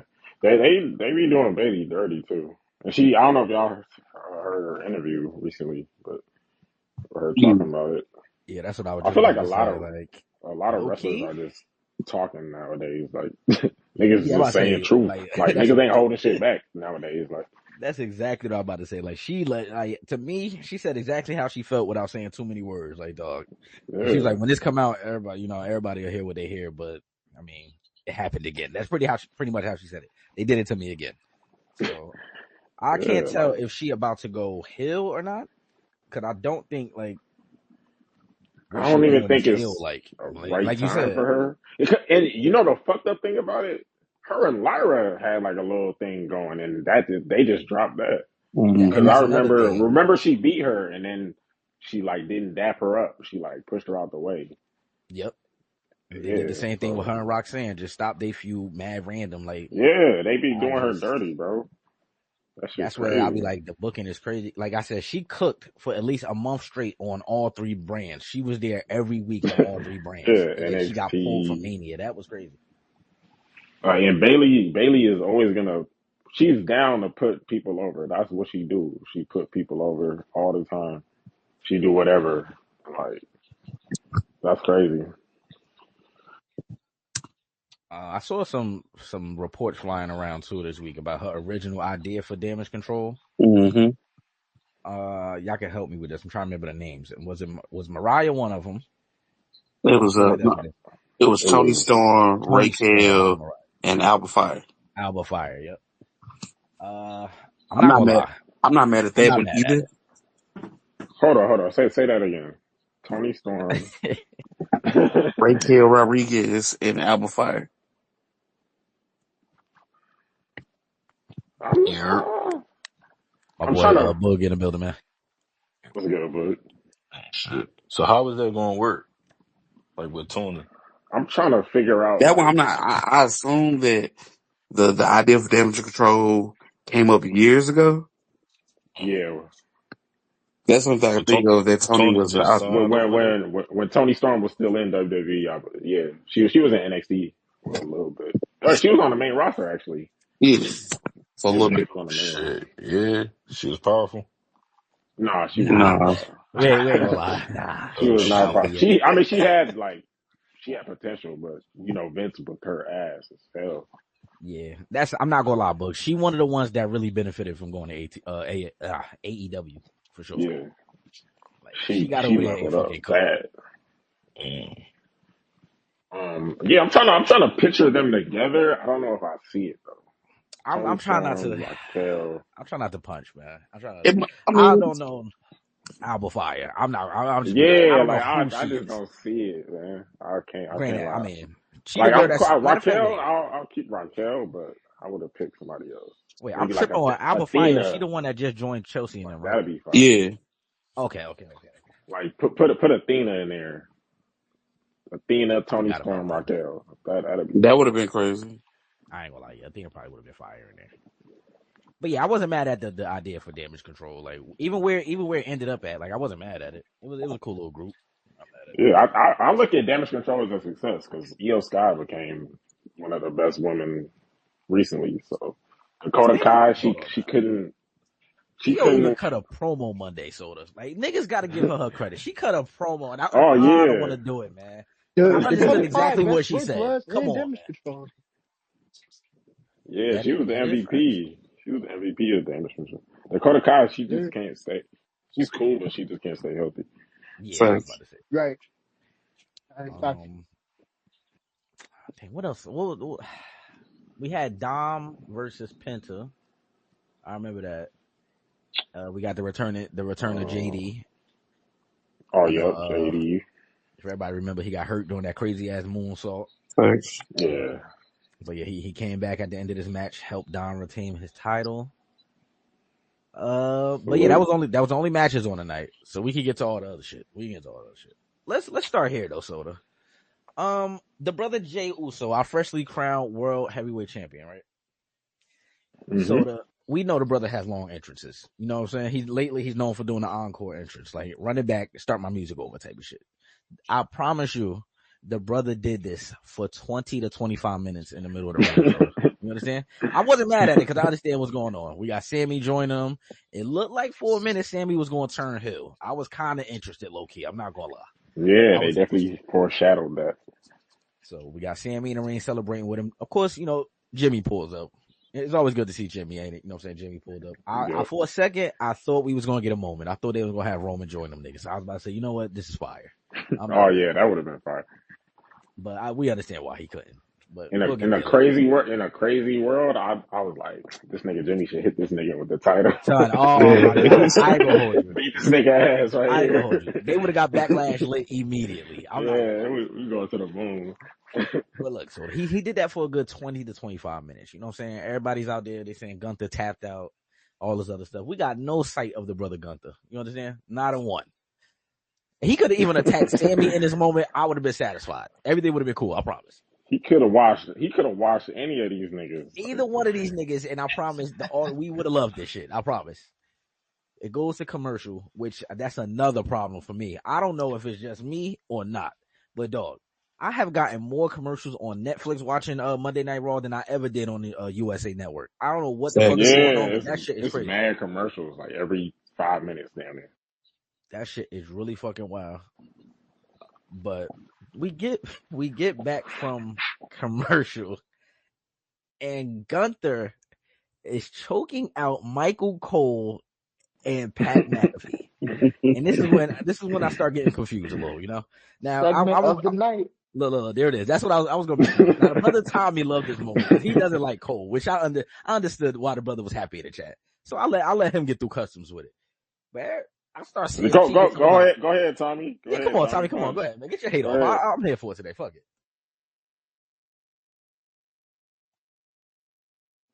Oh, my nigga dropped off, man. But see, I'm not fucking with him. See, I tried to make him punch it. Hey, look what Elon get him out of here. Him out of space, man. Shit is crazy. But nah, man. I want to see how mad I was in this moment. I wasn't even mad at first, just confused, to be honest. Yeah, I was so confused. I'm like, wait, what is going on right now? Because and then Pat McAfee jump in. Like, so I can understand this rollout if this is the first time Gunther ever tapped out. You feel me? Like, I might have understood if this is the first time he ever lost this way. But the brother has been submitted before. Tommy's back. Tommy, go ahead, man. Man, now when I seen this, I couldn't believe it. I caught wind of it first in the chat. Like, oh, hold on, like Cole just got packed out. I'm like, what? Like, nah, like this can't be it. Like, did Paul finally get my letter? Like, is they finally going through with it? Man, I hit the stream. What I see? I saw the air from Michael leaving his body. I'm like, yes, this is, man. It's about time somebody sat there, put hands on dog, and kick his ass.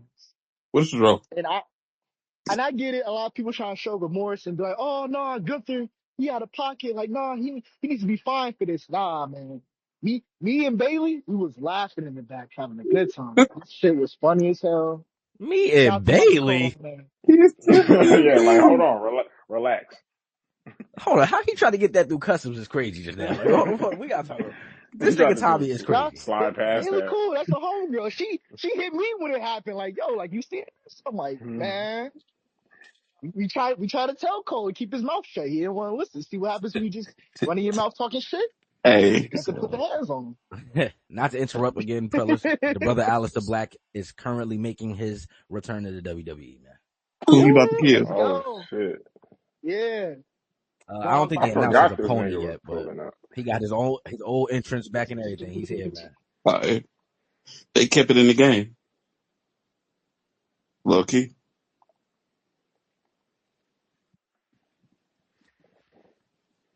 Hey, that's you get fine. A powerful that's reaction.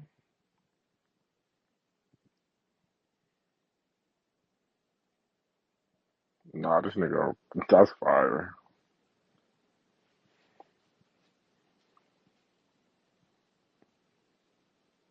But sorry for interrupting, gentlemen. My bad. But yeah, so I was just more confused during the segment than anything because, like I said, the brother Jay spent 20 minutes in the ring, not a sight of the brother Gunther, but he came out to choke Pat McAfee. Man, let me just tell y'all now. I'm gonna put this over the airwaves on YouTube right now. Listen, man. If they announce Gunther versus Pat McAfee for Backlash, Scooter, I'll be paying the visit to St. Louis. I'm not gonna lie to you. I told you. I will be making a way. It's just no way that's what we're doing after Mania. Bro, they could have simply fixed this by just having Gunther do this before Jay had came out. That would have been a simple fix. Like, have Gunther just be mad out the gate. Or start the show off like that. Out the gate, just Gunther mad as hell. Like, don't wait for Jay to go first and then just like, come on, he looks like a bitch. Yeah, this segment should have been the first segment. Like the first segment of the night. Yeah, like out the gate, just crash out. Yeah, like you feel me? I'm gonna come out there. I'm trying to get a promo off, but the crowd keeps saying, "You tapped out or something." Then you looked over there, I'm thinking these two niggas yeeting. Like, you feel me? Like, that would have made more sense to me. like Stuff like that. what You know y'all what I mean? laughing at? You know what I mean? That would Like have they made start sense. laughing and shit. Like what y'all laughing at? But I don't know, man. I was a little confused by this. They announced today, apparently Gunther has been suspended indefinitely from Monday Night Raw, which I guess is going to set up how he gets to SmackDown. So we'll keep an eye out And for this is that. just another thing with Triple H creative. It's just certain details he just doesn't seem to pay attention to, like shit like that. Like Hold on, Soda. You can't be disrespectful to Scooter. His name is Paul what you Levesque on this program. mean? His name is Paul Levesque on this program, man. Triple H ain't My booked a nigga's not single match all year. This is all my Paul. nigga Paul Levesque, Hunter Hearst Helmsley. No, we can't even give him it. Not Hunter. Factual. Not even Pulled up 100. and just kicked him Not in. My H, nigga not Paul. nothing. Ain't no H's in Paul of it. Yeah, like my nigga he just misses details. I feel like that could be make shit just a little better. Even like shit with like the champions coming out first. It's like bro, like Yeah. I no, forgot me and you talked about that, bro. Like, why? I don't know. Maybe it's just me looking at, like, paying attention to yeah. small details, but, like, He dog. knows that shit too. That's the part that's first. Like you know that shit matters. Like, but he just doesn't do it. Like I don't know. Oh, okay. Who does he take out? He took out the Miz. Yeah, he kicked the Miz during the promo. I was just about to say again. This is just like Rusev's re-debut on Yeah, Raw. I This is don't what I know was about just that. about That's to say. Like, ass. they had brother Like get the on a Miz. plane to show up and kick the Miz. Like, I just don't understand. Yo, Yo, and what's my going niggas on? in ring gear too. My niggas in ring gear, like he ready to fight. So he got his entire entrance to come out and kick the Miz. So I just can't believe what I be watching. Like, what is going on, bro? Oh This my nigga god. Triple H really pissed me off, bro. That's My what I was bad. just about to say. Paul But Levesque, man. yeah, Paul Levesque, man. But My Monday bad, he had the nigga Rusev return during a tag team segment, which I am still confused by. Like, man. why did you put Rusev in Yeah, between the New Day and then against with Otis. Tozawa and Oak? Like, what is this? Why is this a Like that's powerful return for a heel? I just don't understand these things. Like, it's mad baby faces on Raw. We could have chose for this moment. Like, I just don't get Right. it. But then, Soda, this is the part that really pissed me off. It's not even that it really pissed me off, but it was just something I was saying before WrestleMania, man, right? When we talk about the triple threat match, I think my main problem with that match was, one, somebody got to get pinned, right? So it's like, all right, how does WWE do this? Like, you don't want to have Roman take the pin because that's one of your top stars. CM Punk shouldn't take the pin because this is first time main eventing. And then it really just wouldn't make sense for Seth Rollins to lose this match, right? Cool. yep. So we see what we see, right? Now, I was saying the whole time, one, you're gonna ruin a storyline in this triple threat match. You're gonna ruin a possible storyline between two of these brothers. I don't know which two. This was before Mania. I don't know which two, but you're gonna find a way to do it, right? So we get the ending. We get Seth turning. We get Paul Heyman turning on both of these brothers, right? Then we get to Monday. Seth come out with Paul Heyman.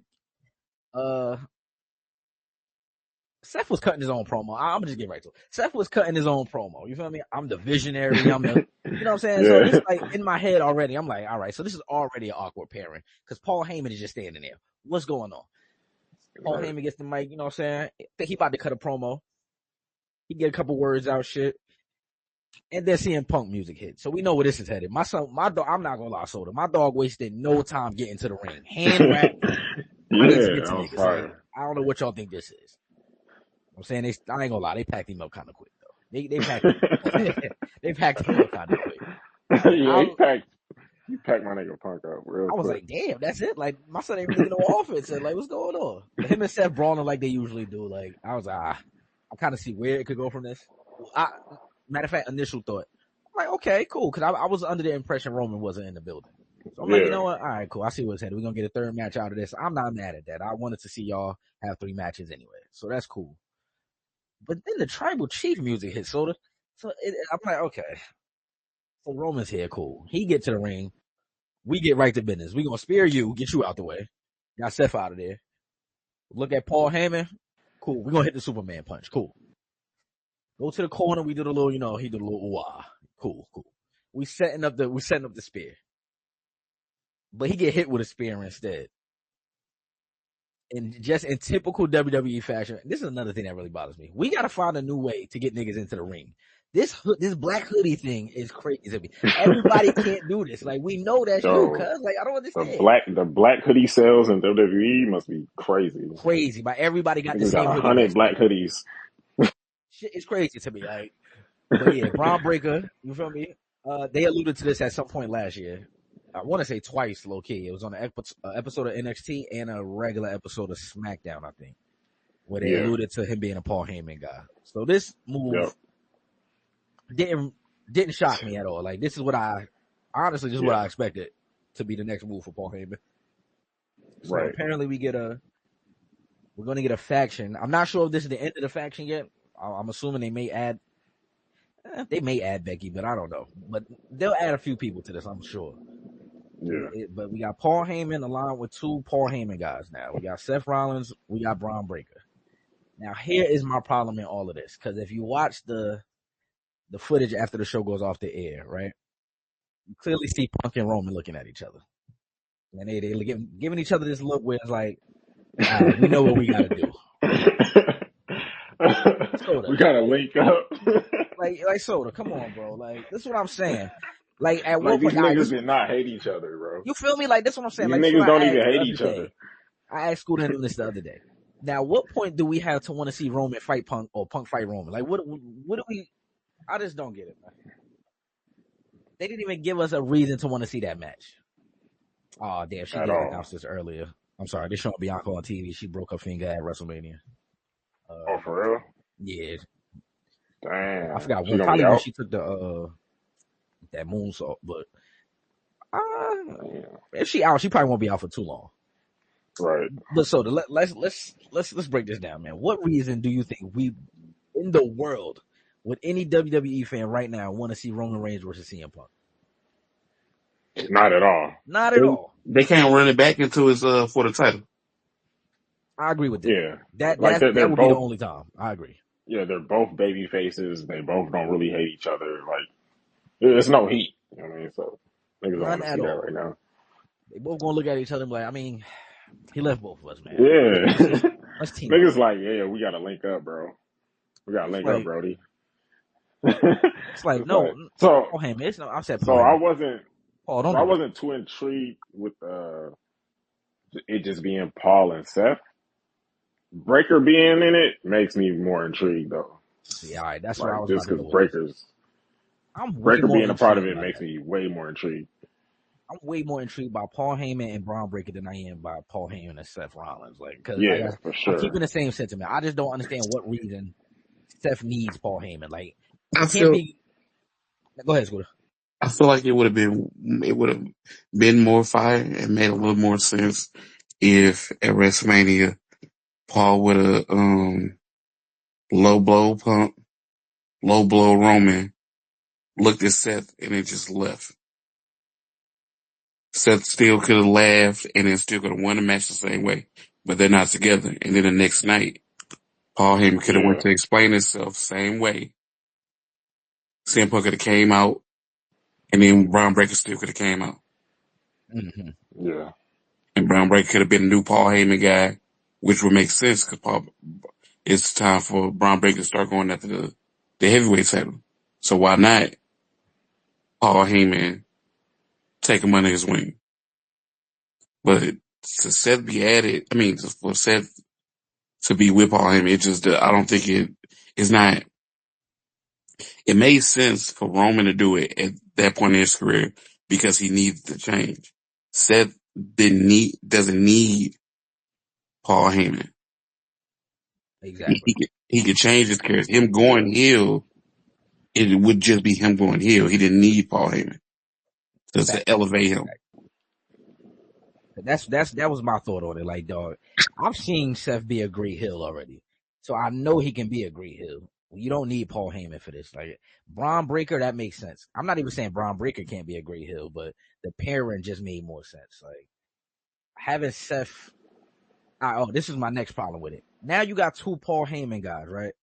And we gotta assume This is Braun Breaker moving up into the world title picture, where Seth Rollins is your first in the new era anyway, your first world heavyweight champion of this era.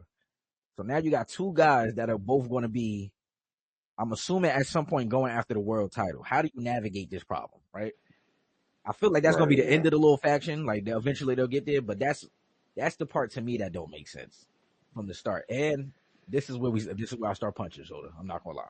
The only reason we pay like this close attention to these things now is because a certain two brothers really, but a certain brother told us, "Hey, I think it might have been the night after the Elimination Chamber." He said this to us. Said, "Does this feel like the road to WrestleMania now? Let me do my thing. Let me cook. You feel me? Just pay attention." That's what this nigga told us. So now that niggas is paying attention, the brother want to turn around and say, "Hey, man, just be a fan. Just be a fan. Sit back and be a fan." Absolutely not, brother.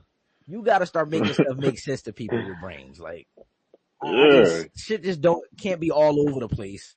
And then you be like, "No, but don't worry. Just be a fan and watch." No, because last year you told me to pay attention to everything. You told me to watch every detail. Y'all tried to play into the fact that The Rock used 3 fingers at Bad Blood, and that was him signaling to us that John Cena was going to be the one to turn heel. And now you're hearing everything that let's get to it, Soda. Let's get to it. We're here, man. The brother, after not showing up at WrestleMania, after not showing up at all, let's get to it. After not showing up since the Elimination Chamber, the brother decided to text Pat McAfee and say, Pat, I'm going to show up on your show in the morning via satellite. And the brother got on there. Via satellite. He wasn't even in a Via satellite. Like, my nigga could have literally, they could have played a video of The Rock on a Titantron, distract my nigga, something. My nigga couldn't do that. What was wild is he was probably still in Vegas. Yeah, that's the crazy thing. The Rock says like that petty, like he probably was still in Vegas. Yo, tell me this episode of SmackDown not better than Raw. It is. I'm not going to. Like, am I tripping right now, bro? Nah, so far it is. I'm not they cooking. Alright, man. That's what I'm saying, bro. It's crazy because you actually pulled up at the right time. We just finished talking about Raw on Monday, actually. So now we get into those two brothers. Right? All right, we talk about Pat McAfee. So the brother pulled up via satellite on Pat McAfee. So we're just gonna get some main points from the brother. We ain't gonna break down the whole interview, but this is what we heard the brother say. Pretty much, he says that Ari Emanuel, I guess that's the owner of TKO or the majority owner or whatever, actually placed a call to him the week before the Elimination Chamber and said, "Hey, brother, we need some help selling the rest of these tickets. It's not selling the way we thought it was going to sell. We need some help. You think you could give us an extra, you could come in and give us a little extra push?" So of course he agrees to it, right? He says the very next thing the man says to him is, he pitches the idea of the whole, I'm going to start with pause because I know how these things go. All right. I'm going to start with pause. But he said the very next thing he said was the whole, the Cody and the Soul thing. Like, I think you should use this as a storyline heading into the Elimination Chamber. Cool. Sounds good. I'm not going to ask y'all if y'all believe these things or not yet. I'm just laying out what he said. He got that off. He then says he wanted Cody to actually turn heel. That was his plan. But I did want it to be Cody. Like, that was my plan the whole time. I don't want to put blame on anybody specific, but from what I heard, this is only what I heard, gentlemen. Sound like Cody turned it down, and so did Triple H. Paul Levesque. I apologize, Scooter. And so did Paul Levesque. Turned it down. Like, we can't do that right now. Come on. It's Cody. It's our top babyface. We can't do that right now. He said Triple H turned to him and said, "How about this? What about John Cena?" He said, "I loved it." They pitched it to John. He loved it. Cool. Then we get the heel turn at the Elimination Chamber. That started the road to WrestleMania, right? Cool. The brother said, in that moment, my job was done. I had nothing else I could offer to the storyline. That's what I'm telling you what he told us, brother. That's what he got on there and said. I had nothing else for niggas. Like, I had nothing else for niggas. They asked me to do something, I did it. That was it. Bro. All right, bro, this shit just, I feel like this shit just makes, I feel like we should be scared, bro. Because if The Rock had turning Cody Rhodes heel on the table as an option, Like that's what you want to do? Just turn Cody Rhodes heel? Like I think we should be scared because if that's the creatives, I don't know. I Like don't know. I agree with the whole. Now let me just say I do agree with them turning the heel turn down for Cody initially because right now no, he don't need to do that immediately in this moment. Later on in this year, well actually, if I'm just gonna be honest, so after what took place Sunday night and what Cody looked like after what took place Sunday night, now probably would make sense. But in the moment that The Rock was trying to make it happen, no. But Yeah, because this is how I explained it to them the other day, matter of fact. When we saw Cody versus KO back at Saturday Night Main Event, right? We saw him use that chair against KO. So we know you got the capability of doing these things. We saw you. We wouldn't, I don't think nobody in the world would have looked at it as Cody had to cheat to win. I don't think nobody would have looked at that finish that way, right? But you did it then, and then y'all, I'm trying to remember who else y'all said he did it to the other day with the steel steps. But it might have been AJ Styles. I think it was AJ Styles. So you have the capability to do these things. But in the biggest moment when you could have did it and it would have breaking made up, the Nico. most sense. Oh, I got you.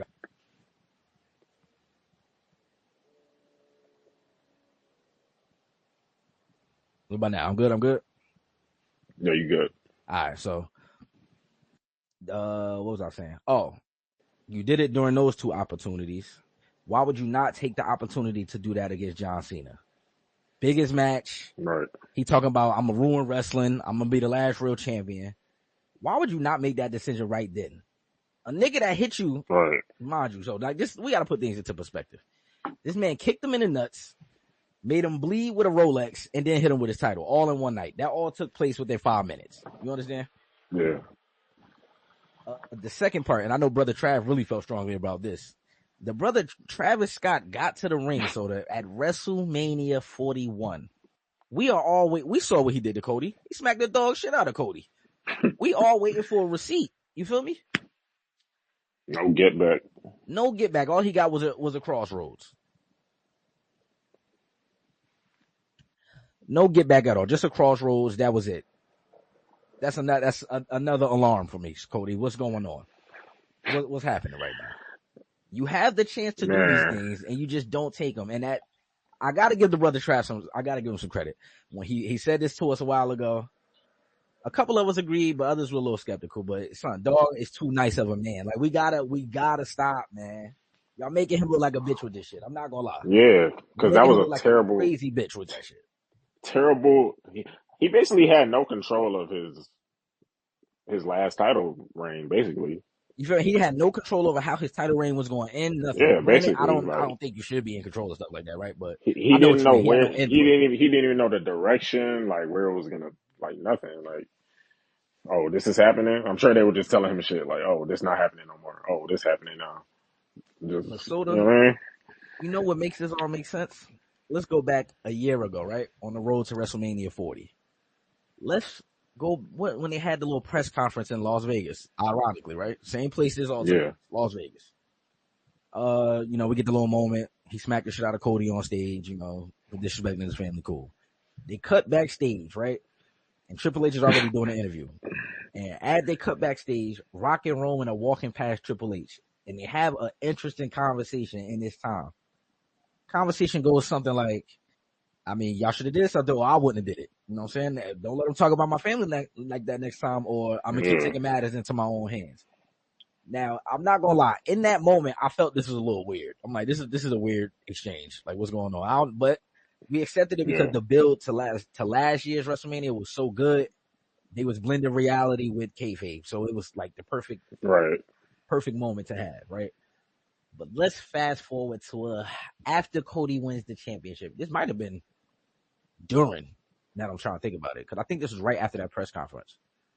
The very next episode of SmackDown, brother Paul Levesque booked himself to open the show with a monologue, and the monologue was pretty much. I know you guys have seen people go into business for themselves recently in the past week.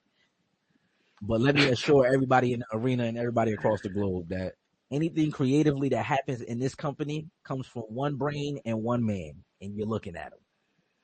Another Ah, awkward moment. So So in better terms, this is my shit. pretty much, that's what he told us. That's what he told us. this He said, my "This is my shit. shit. Don't believe all that other shit." You know what I mean? That's the line we kept getting. Don't believe that shit, brother. That's what we kept getting here this year, you know? And then we see what happens this year on the road to WrestleMania. The Rock doesn't show up, of course, after the initial heel turn from John Cena. And I want to say the brother Maine and Trav actually both said this. And y'all tell me your thoughts on this. What it kind of seems like is after not getting the Roman match last year, Brother Rock said, "Oh, okay." And not only did I not get my match last year, made that brother win the Royal Rumble, point at my cousin so that he can get his second match. I got screwed out of my match, and I gave you probably I don't want to sound like I'm confident in this, but I'm gonna say it. I probably gave you the greatest build up to WrestleMania ever. It led to the greatest closing to Yeah, WrestleMania ever. So now that I see how right. y'all did me, fuck it. I'm not even going to include myself this year. I'm going to take myself out of everything. Fuck it. You need my help? I'm not going to help because all the ideas come from your brain, right? So let the ideas come from your brain. That's what I got from this. I'm not going to lie to you. I'm not going to lie. That's exactly what this looks like to me, man. So you think they really don't fuck with each other right now? I feel like me and Scooter talked about this the other day. It's just a power struggle between two men who have they've had a Yeah, they rivalry both for got 20 years, egos, like man. crazy egos. Just 20 years of a rivalry, and it continues even in the business world. And the only people that are going to suffer But from that's this are the petty, fans. bro. That's super. Because Bro, I've that's been It, his. That's saying his. this shit That's for a his year straight, brother. You know bro. what I mean? Like that's his brother. it's So that's petty, super but you got to petty. also think of it as, all right, so let's say you, Paul Levesque, we're going to put quotes around this, working your ass off to get to the position that you at. Now you the boss. The last boss is gone. Now you're the guy. And the moment you become the guy, a nigga that you was rivals with, who you were fighting for position in the company with your entire career, becomes a boss. You're going to be like, give me a break. Like, you're going to feel this type of way about that.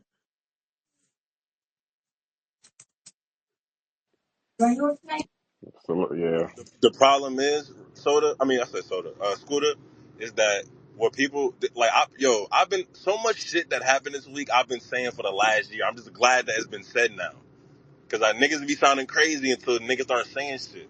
I've been saying that The Rock and Triple H been having some type of shit going on. I said that shit. I said that The Rock and Roman was supposed to happen last year, and Cody fucked it up and fucked everything up. Now look, I've been saying this shit. Niggas thought I was just hating. No, I was just saying what was obvious to me. Yo, and I think people got to think about this part too, bro. And I'm saying this now. Triple H is the son-in-law of Vince McMahon. Like y'all gotta we have to remember that they got this nigga Vince out of there. Right now, they have to do damage control. Alright, let's have somebody else there who knows the business, who's also a star, who is also it's The Rock. We gotta have somebody else there too that's a different mind than Vince or Triple H. We have to have somebody else there. Even if it's just to watch or babysit. I know I can understand how that's offensive, but they have to do that. I understood why they got The Rock back and shit. So everything that happened recently, like, remember that promo that Triple H said? That's why I get mad when niggas just blame The Rock. Like, this nigga been swinging his dick around trying to act like he the big boss. And then when some shit go wrong, when some shit go wrong, then it's The Rock fault. Nah, my nigga, I seen what was happening last year. Everybody was with the Rock and Roman match. Everybody said it should have happened last year. And then that shit at the Royal Rumble happened when Triple H said some side shit to Cody. I said this last year. We could go back in the archives. I've been said this. Cody wasn't supposed to point at that nigga Roman, and he started crying like a bitch. I'm sorry. That's what he started doing. When he did that, it made the crowd notice, oh, he really sad in real life about it, because the crowd know that this is a kayfabe. So they like, damn, that's fucked up. You feel me? But everybody was with the Rock and Roman at first. Everybody was with that shit. Get that shit out the way. You feel me? We know this nigga getting older. hmm Niggas was cool with getting that shit out the way. Let's get it out the way, and then we could keep it pushing. You feel me? Imagine if Rock and Roman happens, and Rock beat Roman, and then Roman go back and beat Rock, or Roman just beat Rock the first time, and then Cody take the belt from Roman, and then now we get all of this other shit, and then Cody turn heel. Like, For the business, that would have did wonders. And then now look this year, you feel me? The WrestleMania shit was down from last year. Every year it's been going up. This is the year that it declined. You know what I'm saying? Like the shit, it's in the proof Yeah. is in the pudding. You feel me? Like it ain't like niggas just be saying shit. The proof is there. Obviously the shit declined from last year. Even everybody felt the same thing leading up into this WrestleMania. Yo, it seems like there's a disconnect. It seems like there's a disconnect, and then everybody asking for The Rock. Nah, last year niggas was bitching about The Rock being there. Oh, nah, why The Rock back? Now everybody asking for him. This is why I was arguing with Cash about that a few weeks ago.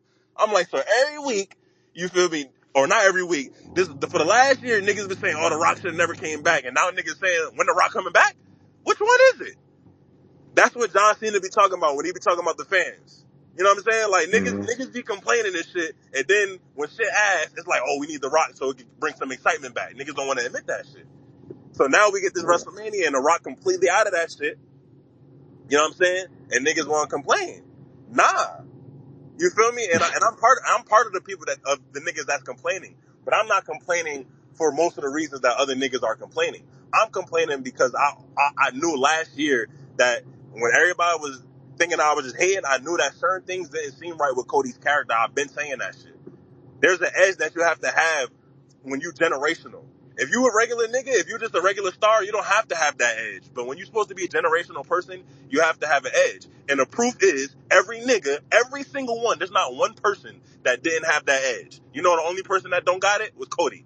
All the niggas that was superstars that had that edge. Cody, I'm not saying that Cody don't got it, but we haven't seen that. Fuck AEW right now. We're not talking about AEW. We're not talking about Cody being heel in AEW. We haven't seen that shit in WWE in with him being this character. Yeah, we seen the old Cody Rhodes and shit like that. It's different. You know what I'm saying? Cody wasn't always Stardust. You know what I'm saying? But now we need to have that edge.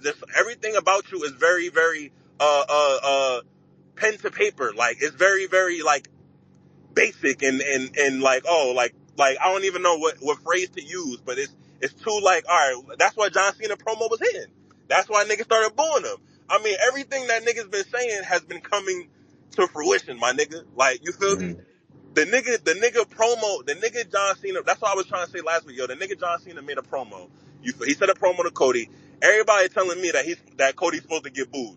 So now the nigga that's the generational babyface supposed to be getting booed with the other person that was getting booed as the generational babyface. Now he's supposed to, like that don't make sense. He was getting booed because John Cena said some real shit that people couldn't disagree with. Fuck agreeing with it, but they couldn't disagree with it. So they said, damn, even though he a heel, he a truthful heel. We gotta respect it. And now look, you know what I'm saying? Like that's what happened. Now Cody, what's Cody gonna do now? You know what I'm saying? They talking about putting Drew in the main title picture. You know what I'm saying? It's Aleister Black is back. I can see them pushing him. Karrion Kross, the crowd is calling his name. What's going to happen? So really, it tells me that, you know what, Cody, like I said, Cody, you might have should have went heel. You might have should have did that because it's not about like your character, like it's not like you're really going heel. It's not like you're really becoming a horrible person in real life. This shit is entertainment, my nigga. Entertain niggas. Make this shit fun. Make this shit pop. But you said no because you wanted to be scared. You were scared to do that. You know what that showed niggas at the top or certain niggas at the top? Oh, he afraid to do something that he uncomfortable with. To be successful, sometimes you have to do uncomfortable things. Sometimes you have to get out of your comfort zone. That don't mean do wild shit, but sometimes you might have to make a character change and add certain things and add an edge to your character and not be a push around. You feel me? But he said, nah, I'm gonna be a push around. And now look. The Rock had to think about this. The Rock had to smack that nigga to make him smack him back. If The Rock didn't smack him, there wouldn't have been that. That was a huge part of the promo last year. You know what I'm saying? Like, he had to smack that nigga. I'm going to smack you. You're not going to know that I'm about to smack you. You're going to get your receipt back, but you're not going to know that I'm about to smack you right now. This is going to bring that edge out. And what happened when he smacked The Rock back? What did the crowd do? The It proof was is in the hype. pudding, bro. Like, it's right there. That's it. My fault, guys. Yeah. Nah, you straight, man. That's what we here for. You know what I mean? It's a lot less of us in the building tonight. You know what I mean? So Yeah. everybody able to get their bars off. So everything Yeah, is I'm cool. driving too. My bad, y'all. I don't know if this shit loud, but Nah, you straight. No, you good. I agree with most of. I pretty much agree with all he said. I'm not gonna lie to you. I agree with everything he just said. Uh, So so creatively, I mean, so we don't really have to worry about The Rock until like WrestleMania season, I guess, that's because he's pretty not much gonna what be. that's pretty much what he made it You know seem what like. I mean? So That's the I only time he mean, need me and shit. That's what he said. But I mean, like I said, I understand it's blame to be put on both ends. Like I want to kind of agree with Trav though. If we gonna do the blame game, we can't blame the man that only shows up at one part of the year. Like I don't think we can do that. It yeah, gotta that's be a the fact guy. though. It gotta You be the know And what? Triple guy. You H. know why it's unfair to blame The Rock? And you could blame him. You could be mad at him for not being there on Sunday because I was too. I get that, but to blame him for everything that has led up to this is just unfair No, no, because no. you can't like this the Triple H. You the guy. You've been saying that you do creative. Last year, what happened? You told this nigga Cody to point at and do whatever he had to do. You told this nigga to do that shit. So you running shit. You know what I'm saying? The Rock is there, whatever the case may be. The Rock sat back. All right, cool. I'm gonna sit back.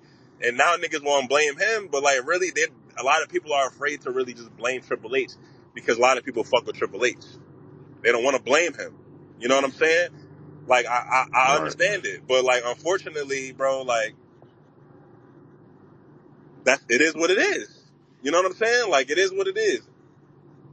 Yeah, everybody got a part to play for blaming, Yeah. like Cody, H, all the, you know what I mean? They all got parts to play in it for real. Yeah. Triple H getting pushed around too. Like he, whatever The Rock say, he got to do it low key because The Rock is his boss, so he can't really. Netflix, TKO, Nick Khan, like they all talking, making decisions. So who knows what the fuck going on, man? I don't know if we don't got to be worried till WrestleMania season though. I guess. This nigga said he don't know who he is, Soda.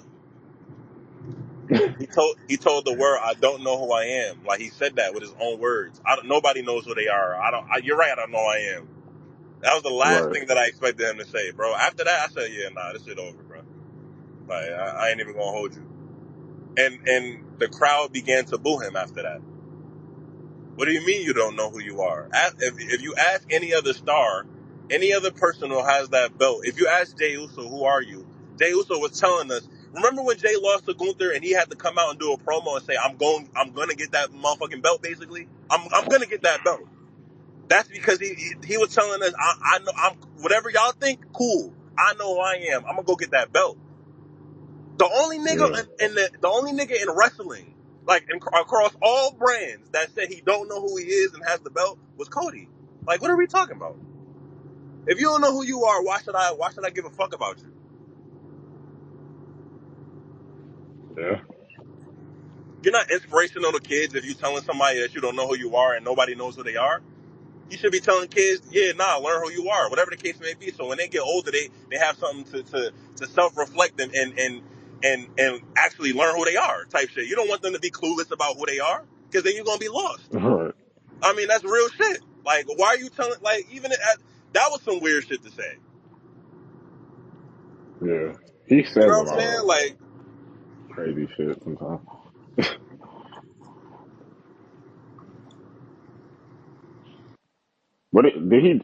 Did he come out yet on SmackDown? I wonder Nope. what he's I was doing. just Soda. I was just about to mention this actually. There's no sight of Cody. Now I just want to preface this with Like he got to do I'm something, man. that's what I'm about Like to say. what I'm he about all to do? right with Come the out brother and taking like a what you about to vacation. do? Like I'm cool with him taking a vacation because like you've been working hard all year, so I'm not mad at that. Especially when Roman Reigns does this like many times a year, so I'm not mad at that part, right? But we cannot have this brother go out like he went out on Sunday and he not gonna say nothing. Like that's what was bothering me about this. Like we made Gunther do what he did on Monday, and now Cody not even gonna show up after losing to John Cena. It's like you found a way to effectively take both of your top champions. Well, they're not your top champions no more, but they effectively found a way to water both of these niggas down in a week. And I hate that shit badly. Like, again, so I Man, gotta say it. I can't. The shit came back from commercial and he was choking Pat McAfee, bro. I just, that's like, he that's, just oh my God. Matter of fact, like how the U.S. title match, the number one contenders match just ended on SmackDown, right? Me and Trav both Wait, agreed this is a good show. Cody not there? So far, nah, they about to do the TLC match right now, and I think Oh it's the no, Basically, main because event. they said he gonna be there, so he must be coming out at the end of the show to do he must something. be I on the don't know what main he gonna event do. segment. That's all about. He gotta He be. about to just say goodbye or some dumb shit. I'm just confused. I'm just trying to think like, what are they about to do? Because they're taking a long time for him to come out. I thought he would have been came out already. So it seems like he's gonna come out last. But what is gonna happen? Yeah, it's like, what you about to just? It's like that's the same situation I said I don't about know what you gonna say. Like, I'm sorry, I let you you feel down. me? He Like about to do that type of shit. Like, I'm sorry, I let you guys down type shit. yeah, that's like them having Gunther go out there and like you feel me? Like my nigga Jay was in the ring for 20 minutes. You could have confronted this nigga. Like John Cena kicked the show off. If you really wanted to get your bars off, he right there. Son, I just don't understand these people. Yeah, Like like my nigga right there. Oh man, my they nigga gonna have that waited. nigga come out and apologize to the fan. I'm going to throw this fucking Yeah, television. man. Because I Sorry, I wouldn't let even y'all want to down. see It's Cody crazy. go heel right now. Like, he ain't even earned going heel. Oh man, I gotta What say, the fuck is this what does? nigga That's what I'm about to say. Like, wearing? so this is what I'm saying, bro. Like, Yo, is I'm this getting nigga mad, Shawn bro. Michaels? Like now I'm getting mad. What does Montez Ford have on, bro? Like this is crazy work, son. This is crazy work. Yo, that shit was insane. I'm like, hold up, what? Yo, They that's dropped the crazy, ball. bro. They dropped the ball with the SmackDown, man. This shit ass. See, look how contrasting these opinions are. That's what I'm saying. Look, because Trav liked the show and Boog saying his Yeah, ass. That's like the world that we in though. Like you see what I'm saying? This shit be like this shit really be crazy. But like This shit ass. so if that's the point I was about to make. Like how they have contrasting opinions about this show. People had contrasting opinions about Monday. But we yeah. all agreed on that main event Sunday was not it. Like that shit was crazy. I'm not gonna lie. Oh The whole yeah, world said, nah, that was definitely y'all not can't it. do this to me. There's no way. Travis Scott had the longest intro of WrestleMania week. Oh my. I think it was smoking. But yeah, man. Like I said, them two brothers, like the overall point here, those two brothers are having a beef they've been having for 20 years, and now it's starting to spill over and like into the ring. Clear, not in the ring, but creatively in the ring, and it's affecting the fans and how they view the show. Right? It's another brother on the internet. We all watched this together the other day. Matter of fact, Trav streamed it for us. It's another brother on the internet that I got a problem with. Not even a problem, but I need to understand some things. So it was cool last year, Sir Dave LaGreca, for the fans to get involved in the main event of WrestleMania when they all wanted Cody to be in the main event instead of The Rock, right? It was cool for the fans to give opinions then and tell you what they thought because it's Cody's moment. He the one that deserves this match. Yeah. This guy turned around this year and said, "You know who I blame for that main event we saw on Sunday? The fans." Soda. As a fan He, of this, I'm just oh confused, bro. yeah. He was like, I blame y'all niggas. Y'all did this shit. I said, wait a minute. I did this. I didn't tell Travis Scott to go out there in the match that way. I He didn't do said, that. yo, I'm like, what? I fucked with it because he was punching on the main event, but that angle with him saying like, oh, y'all did this. This what y'all asked for, right? I'm like, what? Nah, you bugging, bro. You feel me? Like nobody asked for that nigga to show. Like we did not ask for that at all. Like Yeah, stop like it, my nobody nigga. who asked for that, bro. You tripping.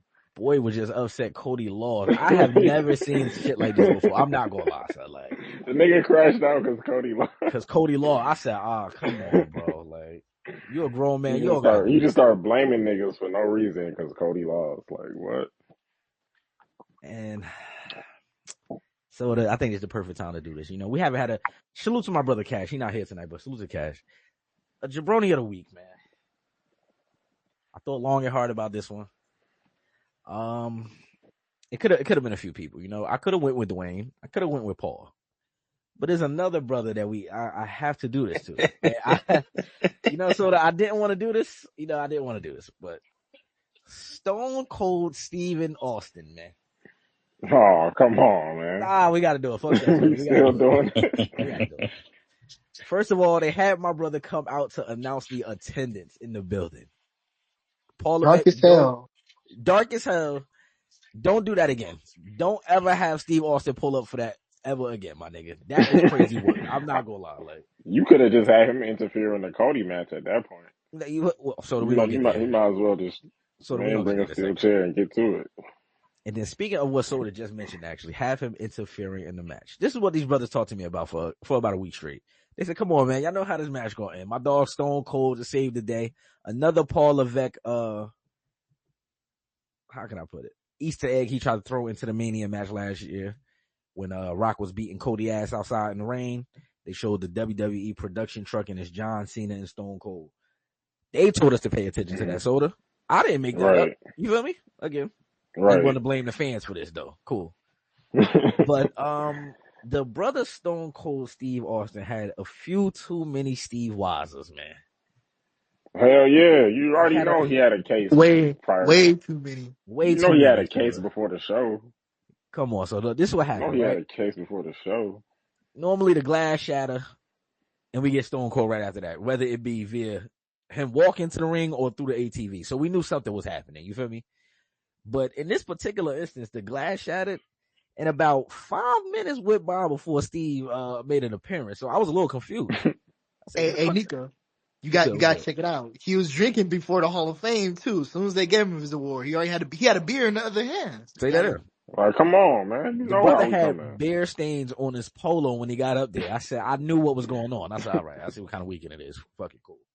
Hey, he came out with the same shirt. He said, fuck it. Fuck it. Didn't even pack an extra outfit. He said, no, I'm here. I'm just here. That's it. Just me.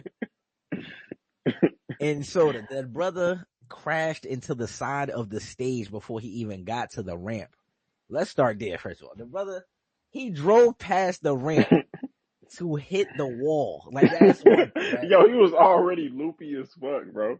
My nigga was loopy. This was the funniest shit they ever did at Mania. I promise My I cried for like 10 minutes. Oh my God. Just to I'm sure WWE had to give up some bread though. Oh, easily. There's no way around. I'm sure they had to give up some bread because he definitely hit her. He hit her. She definitely flew back. That's about to say, because he came off the ramp and decided, fuck it, crashing once wasn't. And niggas just stayed, niggas just parked that shit right there. My son, so he crashed the ATV into the barricade, hopped off and got into the ramp. My nigga Stone Cold just punched through that shit. He was like, hey, we lit. He said, we lit, you know what I'm saying? There's about 63 cool ass cats in the building. My brother Steve was drunk. I just can't believe nigga just punched through that shit. He said, hey, fuck it. I'm gonna just leave this shit right here. my nigga Nick Khan came out like, hey, might have to get that bread up. But yeah, him and Nick Khan definitely wrote a check after the show, because if not, we would have laid there and played dead. I ain't gonna lie. We would have laid there and played dead. I need tickets to Mania next year. For the next 5 years, nigga. I might need my own entrance. I'm not gonna lie. I might need my own entrance. And matter of fact, bring two of those Steve Weisers over here. I'm gonna need that too. But yeah, man, my jabroni of the week this week, Stone Cold Steve Austin, man. Leah, put the Steve Weiser down when you're on the job, brother. Jesus. My nigga tweaking. And he operating machinery. Damn, Steve. Crazy. But I thought you was going to say Shannon. Oh shit! Oh man! I didn't even want to. Man. You know what? Fuck it, Shannon. I forgot about Shannon. Fuck it, man. I'm so disappointed in my nigga. Fuck, we had double feature of jabroni of the week this week, man. I'm so disappointed in my nigga because it's like, bro, you a OG. Like how you moving like this? That's 19-year-old. My nigga moving like a rookie. Like, oh no. Man, the brother Trav, me and him talked about this yesterday, right? But brother, man, I'm about to call him Stephen A. Smith. Shannon Sharp, bro. The shit you got going on this week, man. We're not gonna say the words on the internet. You know what I'm saying? You know how YouTube be with the words. So we gotta be very careful how we mention this thing, right? So the brother's being accused of some things out there. Very questionable if you ask me. Let's start there. The brother's 50 years old. Shannon, You freak ass boy. You can't do all of this, Freaky. brother. You gotta relax. Like, you have You to too relax. freaky, bro. Like, Like yeah, you are like, beyond. You we are have to relax, man. diabolical. Like, yeah, that's the perfect word for this. You are diabolically horny. Like, that shit is crazy, my nigga. You have Like, to what is relax. you on, Unc? You wildin', G. But at first he claims it's a shakedown, pretty much. Like, I'm being extorted. The young lady is asking for, I want to say, y'all can correct me if I'm wrong. They say it was 50. I want to say she asked Oh, for she 50 yeah. million. I didn't see Yeah. it, but I'm pretty sure she's gonna be shooting for the moon. So she asked for 50 million. His lawyers or whatever, they tried to settle behind closed doors. So he offered a 10 up front. That's what was mentioned. I'm just putting out what the information was. But this back and forth goes on for a few days. The brother, in an attempt to save himself yesterday, decided instead of retyping what his lawyer sent him to put out to the world, he said, fuck it, I'm going to screenshot my lawyer's text to me and just throw it on the internet. That's going to be my statement. Brother, we got to do a better job, man. Like, that's what I'm saying. Like, we got to do a better job at this. Cause like, I'm not the person that's going to tell you whether you're guilty or not. You feel me? Like, I'm not the judge, the jury, or the executioner here. But if I was, brother, this is crazy to see in public. I'm just going to put it out there. So if I think like this as a black man, I'm going to keep saying this. As a black man, if I feel like this about what you're doing is crazy, just imagine how the rest of the fucking world is looking at you, my nigga.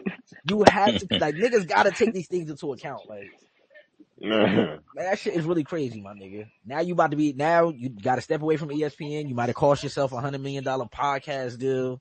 It's like, dog, all because you was too horny. Like, niggas gotta freak, relax. bro. Like, Like you got to relax. niggas gotta relax. They found some other reports saying he choked some lady at Fox while he was there. It's like, dog, what we got going on, man? He just choking bitches. But Trav, you here, so we started the show with this. I kind of want your thoughts on this. I know where you're gonna take this, but I still want your thoughts on this, man. What you think about what's happening to Shador right now in the draft, man? Matter of fact, no, Tommy, I'm gonna start with you because your team is one of the teams that should have took him, nigga. Like, I don't be understanding niggas, man. The Raiders, the motherfucker, my Giants. Yeah, I'm gonna throw us in there too. Fuck it, the Giants, the Raiders, the fucking Browns. I don't know what they got going on. Like, them niggas are just out there drafting folks. That's what's going on. And most importantly, the Pittsburgh Steelers. Somebody has to help me understand what the plan is for some of these teams, bro.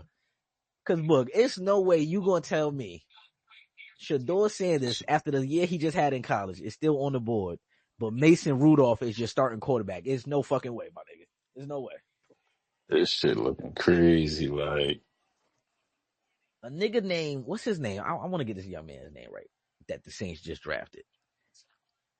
Tyler Show. Yeah. if we will.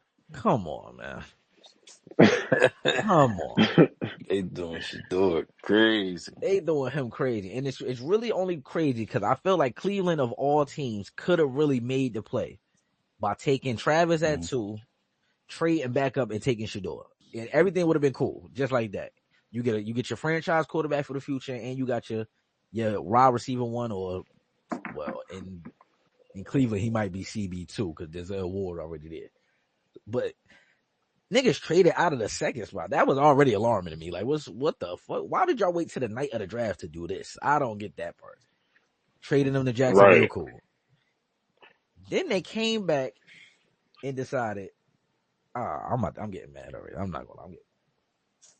They picked I think they picked a linebacker to start round 2, my nigga. What the fuck is, like, what's going on, son? I just don't Out the understand. gate. And I really don't want to do this, but I gotta do it, man. I think I root for the most racist franchise in the NFL. I just can't believe this is a thing.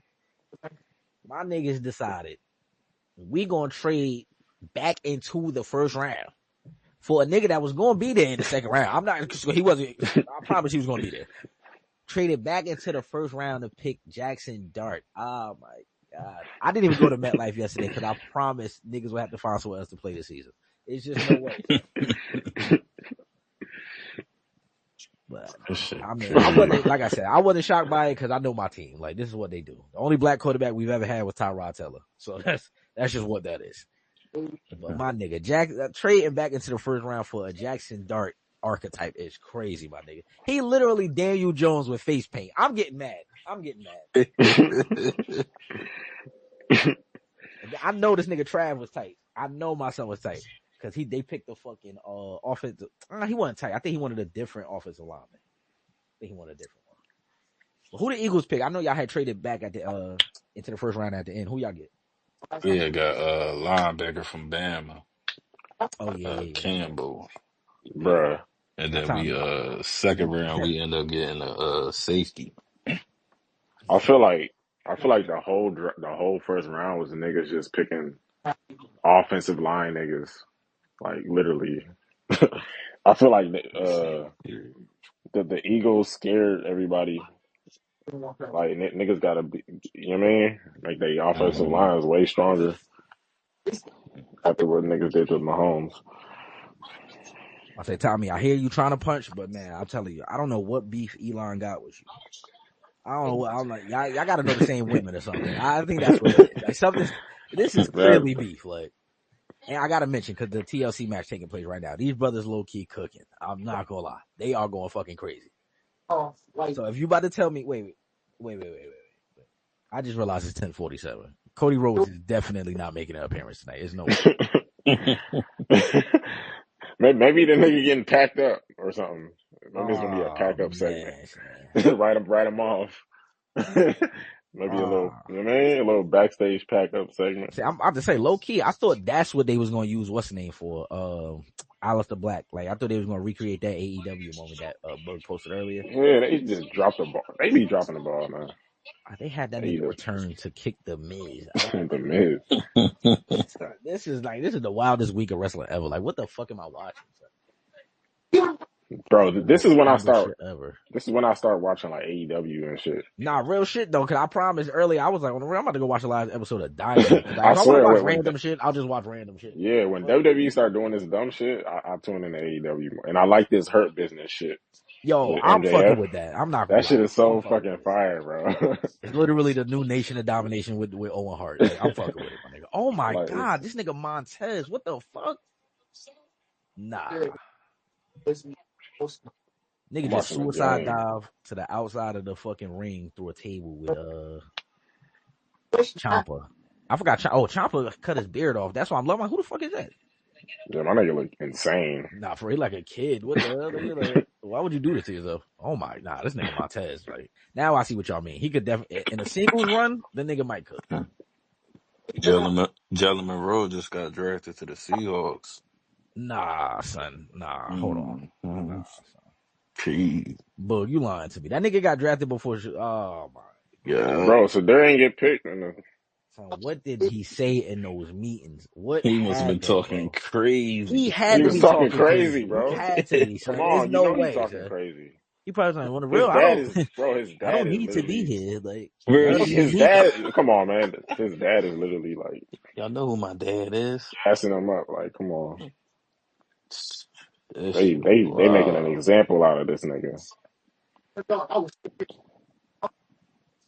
I mean, your shit's still No, I'm telling crazy. you, Tommy. he not fucking with you. Yeah. It's really crazy to hear how this nigga in Discord be so like he can talk so clearly, but when he Yeah. get on here and that Like, shit it's happen, really some shit going on. Like, Elon Musk is really. like I was making jokes before. I thought like I'm like, nah, You maybe he you do got said you headphones said on. something on this app, man. Niggas was not fucking with Yeah, I'm saying he definitely said something, niggas. man.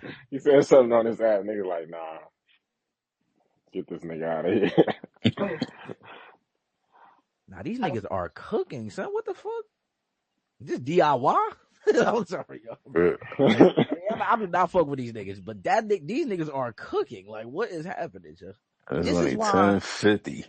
bro. This is like watching this match right now lets me know these niggas could have made night one easily. Like, this should have been on night one easily, bro. But I watched Becky fucking Lynch return for a pointless title change and her to turn heel the very next night. That shit is crazy.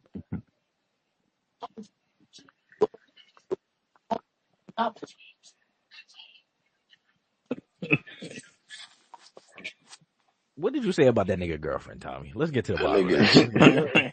Let's get there. Let's just talk about it. What did you say about his girl, man? You must have called his kid like a different word or something. He over there on the West Coast too. Like he That is definitely true. You know what? That's what it. So that you just put two and two together. They definitely ops. Like the nigga Eli live around the corner. So they that's what literally it on is. the. Like I get it now.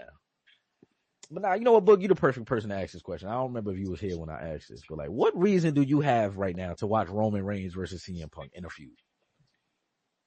versus CM Punk, none. Like they not. I can't even see them like beefing right now. Like not no time soon on some shit. But That shit, I feel like that's why that was really my only problem with the triple threat match at Mania. I knew somebody like either in some way during this little triple threat thing, somebody's storyline was going to get ruined. And I feel like it's the two niggas that we could have actually got to. Like Seth and Seth been at this thing for 10 years. Like we at the end of this. But this would have been fire. But they kind of fucked that up. I'm not gonna lie. This is like the fourth nigga that done went through a table through this match. Like these niggas are cooking. Son. Like Man, they going crazy. they I'm not going even crazy. watching. I'm watching the game right now. I forgot the Lakers even playing that ass. I forgot. They in Minnesota. Y'all think it's gonna be Yeah. a tag team at Backlash? Roman and Punk Hell yeah. versus. Yeah. Yeah, that's definitely happening. And they gonna lose. That's the greatest part. That's I don't know what's the the yeah. It's greatest like part. what's the goal? Like what's the goal of it? Like oh now we gotta take out Rollins and his evil empire. I'm gonna tell you That's the exactly new how they gonna goal. book this shit. Like they gonna have a tag match.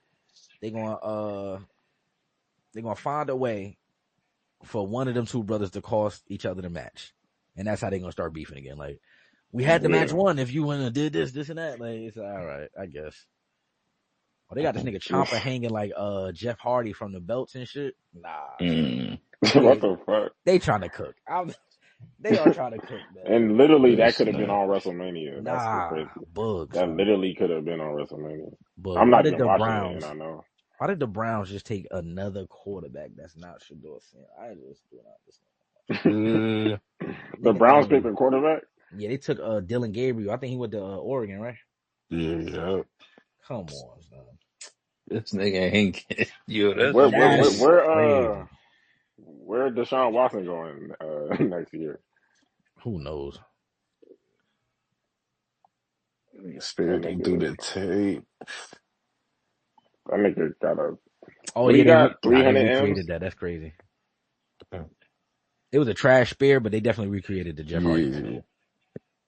That's That's fire. Yeah, crazy. this definitely should have been on Mania. Like they tripping. Man, this is what I'm saying, Paul. Oh my God, there's no way you fucked up like that, man. He could have threw this He right said on night He one. did that all for Becky. all for Becky, bro. Come on, son.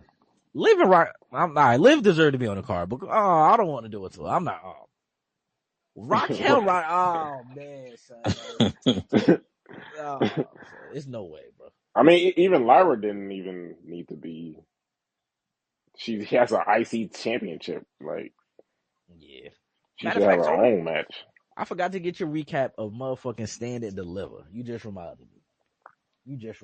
Actually. Now I don't remember the order of the card because I didn't see the first match. Matter of fact, was that the match Sol Ruka won? Yeah, she did win that match, and that match was fire. Got it. So we got two belt Sol Ruka. Facts. Oh, yep, yeah. So Ruka definitely deserve that. What else was on the card? We had Jada Parker. Who was it? Jada, Jordan Oh Grace. yeah, Jada. That shit, man. I thought Jada was about to win that shit, low key. Now, for a second, I did too. Like when she stacked them all up in the corner and she hit her little Yeah, move. I said, "Oh nah, she about to be powerful now." Like this is what I'm talking I'm about. like, she going to the moon. But That was a good match too. I fucked with it. uh, Oba, Trick, and Javon cooked crazy. tremendously. Like One of the best matches of the weekend. now, you know what? Let's do this. Let's have fun real quick at the end of the show. Let's rate all three triple threat matches from Mania from 1 to 3, best to worst. It's really no worst to this. Trav pulled up at the right time for this too. Actually, there's really no worse because all three of these triple threat matches cooked bad. But if you had to rank the triple threat matches from Mania weekend, where would you put them in order?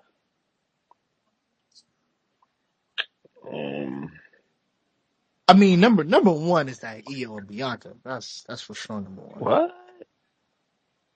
Yeah, you got that over I think the Roman and I Brock? got Eagle probably as them as my third. What? I'm in a debate between Roman and them and Javon and Trick and them John. Is that shit? Low key, I got Yeah, see, tricking them might they be finished tricking. tricking them might be second. Yeah. Uh, I probably gotta get Roman and them because of the yeah, ending. Roman and them, yeah, they first, and then third is Bianca and Io. Okay. Honestly, but I wouldn't be mad at someone putting Bianca and them higher. All right, so the Street Profits retained their titles in a great fucking match, man. I'm not gonna Congrats to lie. them, brother. The nigga Montez just climbed the side of the ladder while two other niggas was at the top of the ladder trying to get the titles, and he got the titles. That was fire. That was fucking fire. But this just let me know this could have made Mania without hesitation. Like, Yeah, that's crazy, and he know that shit too. he know it, and low key would have been a top 5 match out of all the matches. Like Mm-hmm. that's easily my nigga. Yeah. Yeah. He fucked up with this one. I ain't even gonna lie. And Yeah. what time is it? Hold on. It's 10:57, which means Codis Randall Rhodes will not be making an appearance. About to show Cody getting his bus shot up with some shit.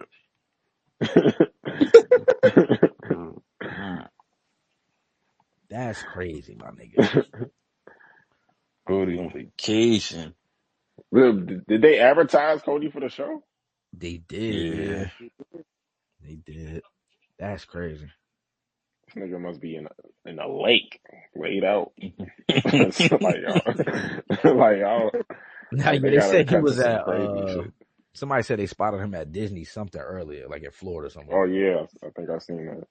But damn, why advertise him then? I don't understand that. Like, what the fuck? Yeah, that's kind of crazy for So the and that's fans what too. Like they that's what I'm probably saying. They came to probably see bought Cody. tickets to see Cody for real. That's why that's go back to what I'm saying about these niggas, bro. Like, y'all, first of all, y'all was charging niggas an arm and a leg for Mania tickets. Then you gonna tell them just be fans? Like, nigga, no, I paid. Well, I didn't Nigga, pay. I watched it on bro. Peacock. Let me put that The, out there. the But the fucked up thing is they do that though. They'll advertise Roman and then pull them they'll off the take him card. off the show. Like, nigga, what the Like fuck are they y'all do that. doing? They be doing that fucked up shit. Like you heard Randy when he talked about the ticket prices. Like somebody told him how much they paid for a Mania ticket. He was like, "Well, Like god 30 racks. damn! Like what the fuck?" He's like, "That's embarrassing." Imagine paying $30,000 to sit on the side of the ring, and a nigga tell you, Pricey. "Yeah, just be a fan." Who are you talking to? Like what the fuck? Oh, hold on. First of all, y'all charge me this price. That's crazy. One. I like how all the wrestlers like just keep it real in real life. Yeah, like Like they don't be they walking just on be saying eggshells no shit. more. Like they don't sugarcoat it. They just like, yeah, that's crazy prices. Like, even niggas was mad about what they were saying in their interviews during Mania week. I wasn't even mad at that. Like, dog, get your shit off, my nigga. I don't even like. Yeah, everybody was just saying real shit. Shit, I watched years of wrestling when niggas had to give the most political answer ever. Like, dog, just say how you Yeah, feel, niggas my couldn't nigga. say shit. I'm cool with that. Like, I don't give a fuck who a nigga voted for. That's your choice, cause like that don't got nothing to do with me. I voted for who I voted for, so it's whatever. Like, I don't care. It was some fire interviews over Mania season over the week. Roman did one. Ricky Starks. I mean Ricky Saints. He had a cool interview. The person they had a fire interview. Oh yeah, I seen the Hurt Syndicate shit. Yeah, Yeah. So last year, WrestleMania was better than this one, huh? Oh, hell no, yeah. Oh, easily. Come on, man. Like Easily.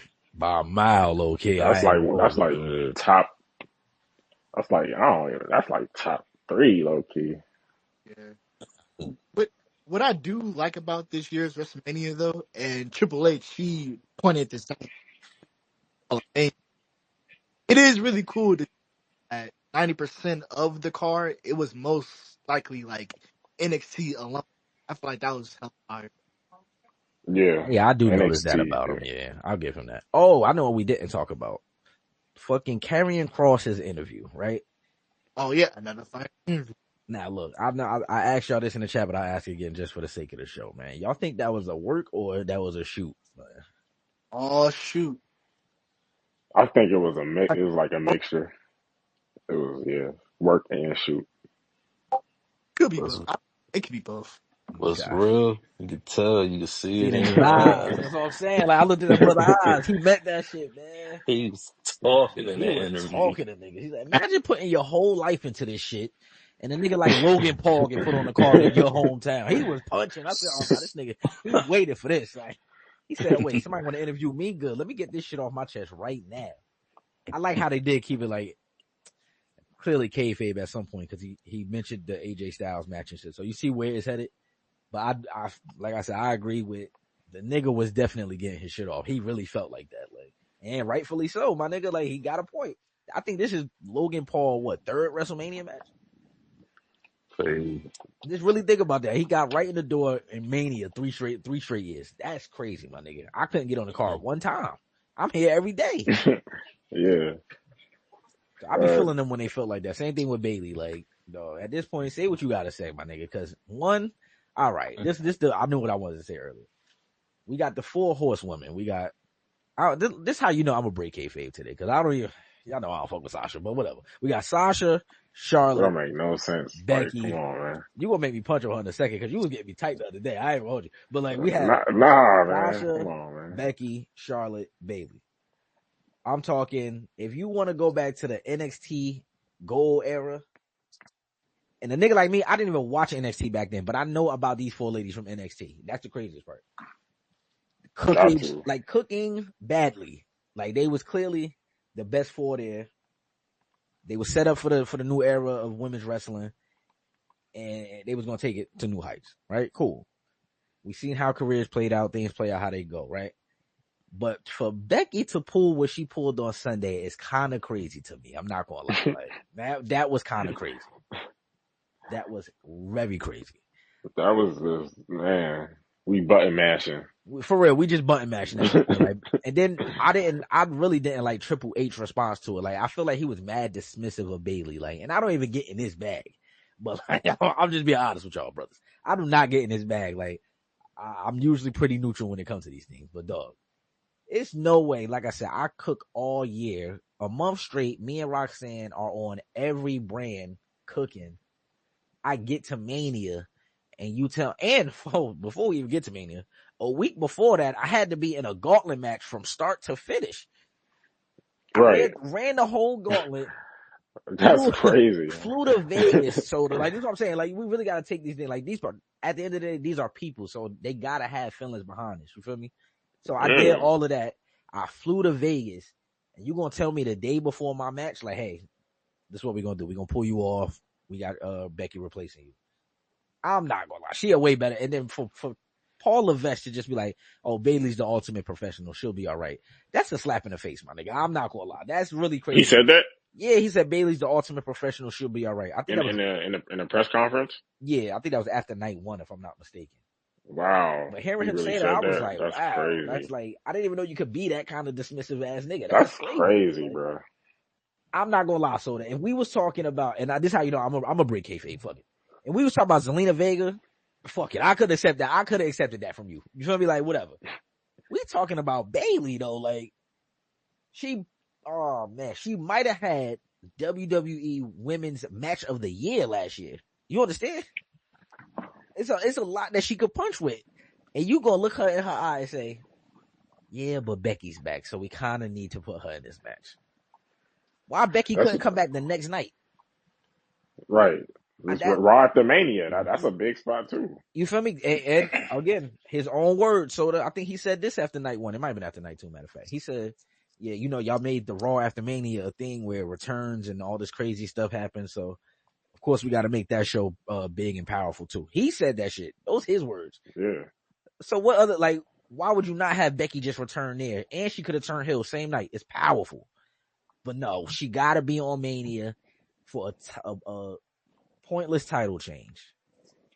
That's why I say, like, that's why I was saying we should be scared because when that report came out, I forgot what report it was, but when they said this nigga was almost in tears when DIY didn't get reaction, I'm like, okay, this guy is definitely delusional. You feel me? Like something's wrong. Yeah, like I'm from there. I'm like, we should be very afraid if this nigga thought DIY was gonna be lit.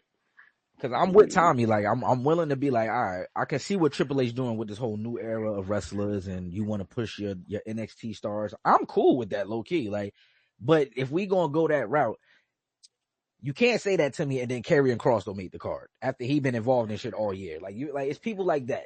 You can't tell me that and then Bayley get pulled from the card. And like you got to make that make sense, bro. Like, and especially in favor of somebody that was just going for a year and a half.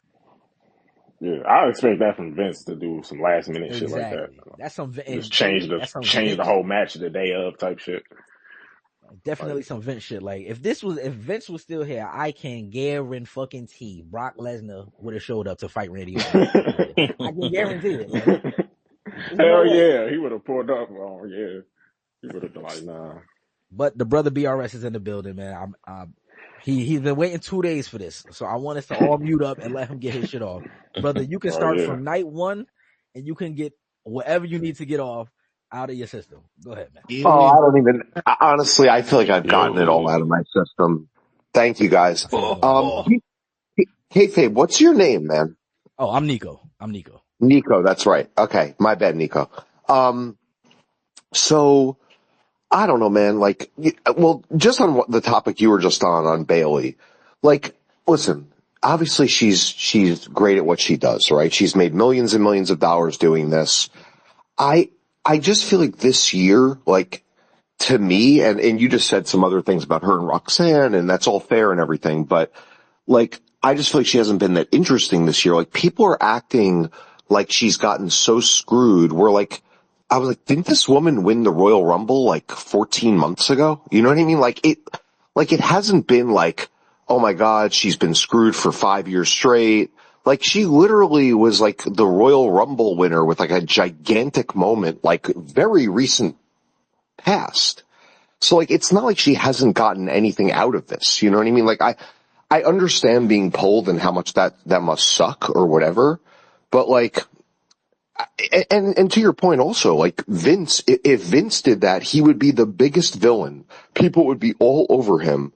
And with Triple H, it seems like it doesn't really go there. You know what I mean? A little bit, like you're bringing it up, but a lot of people aren't, you know? So I don't know. I'll stay on topic, man. I don't need to rant on the Rock shit and Cody and, you know, the crowd and all.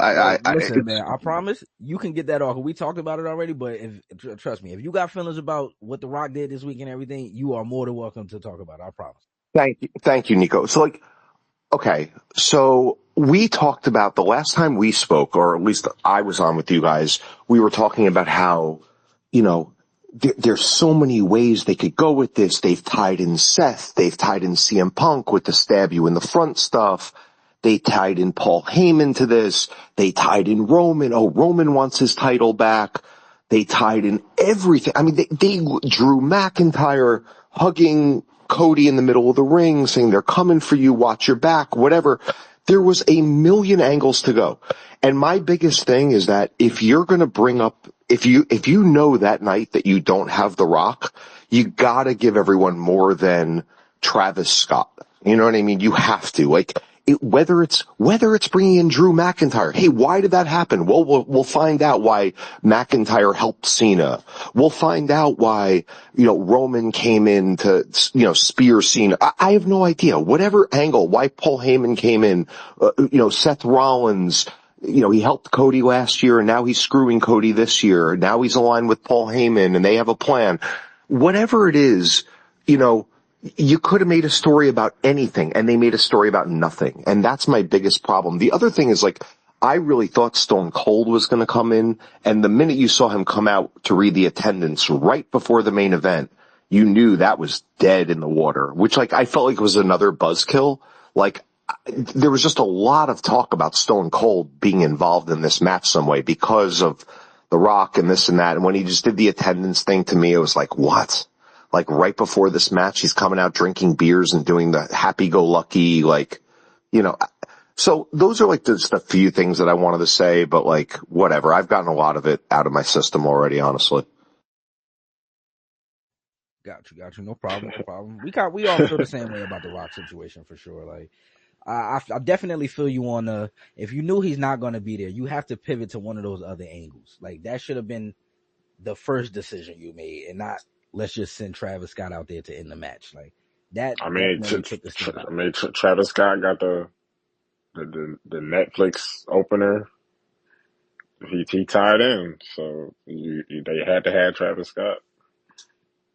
I don't know what kind of contract it is, but And you know, that song, man, I don't even know if you can call it a song. I what mean, the theme.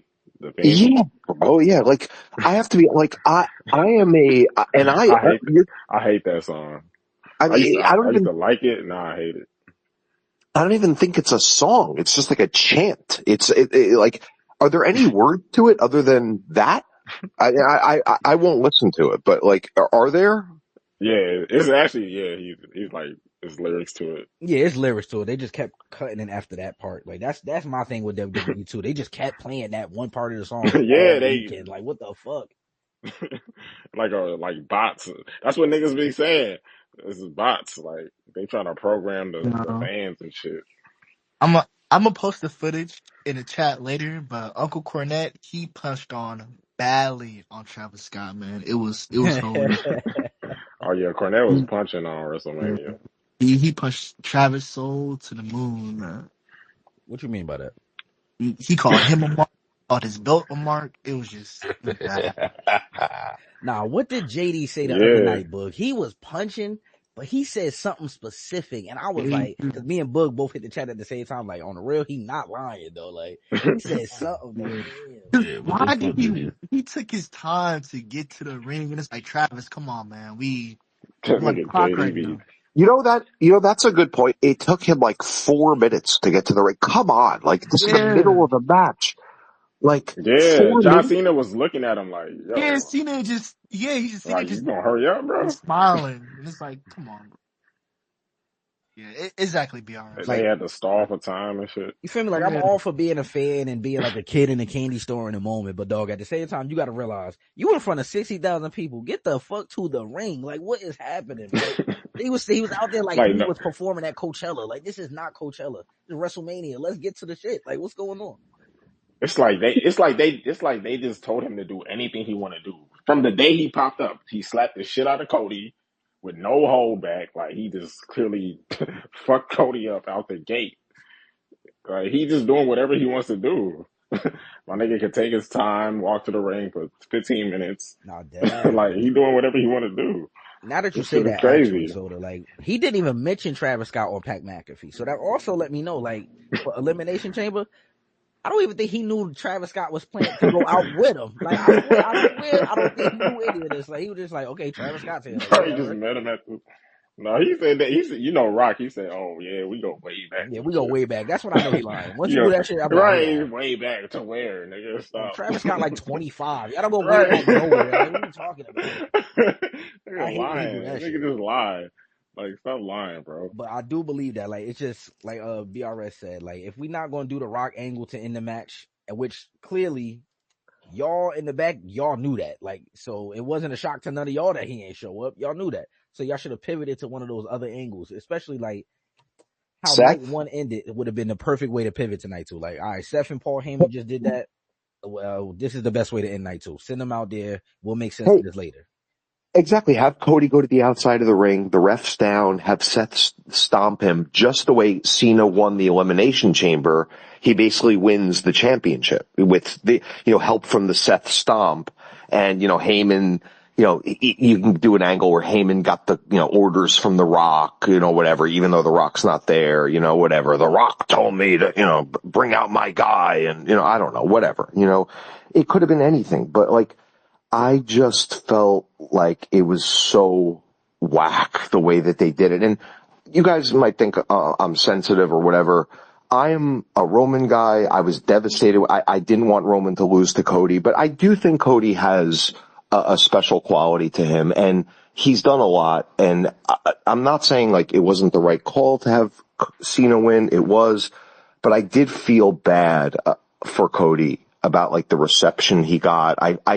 I just didn't like seeing, it wasn't just the boos, it was the fuck yous, it was the curse finger, it was, the middle finger, it was like the whole crowd in the front, especially, like, you just saw them, like, every time he turned to them, like he was about to get amped up or whatever, like, he was getting fuck yous, and I just kind of felt bad for him, man. Like, his daughter's in the front row, his wife, I get it, that's part of the game, it's, if I'm sitting there and even if it's my least favorite wrestler, I don't have the heart to look at them and do that.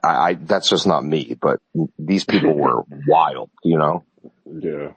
No, I definitely agree with that, because even at a certain point during the match, like, it's cool to boo, like that don't really bother me, but the whole like middle finger fuck you thing for a guy that y'all was just cheering for a year straight until John Cena came back, that caught me by surprise. I'm not gonna lie to you, and like just like yourself, I'm a Roman Reigns guy, so I won't say it was hard for me to watch Cody beat him last year, only because I felt like that was the perfect time to do it after winning at 39. So it's like, all right, it makes sense here.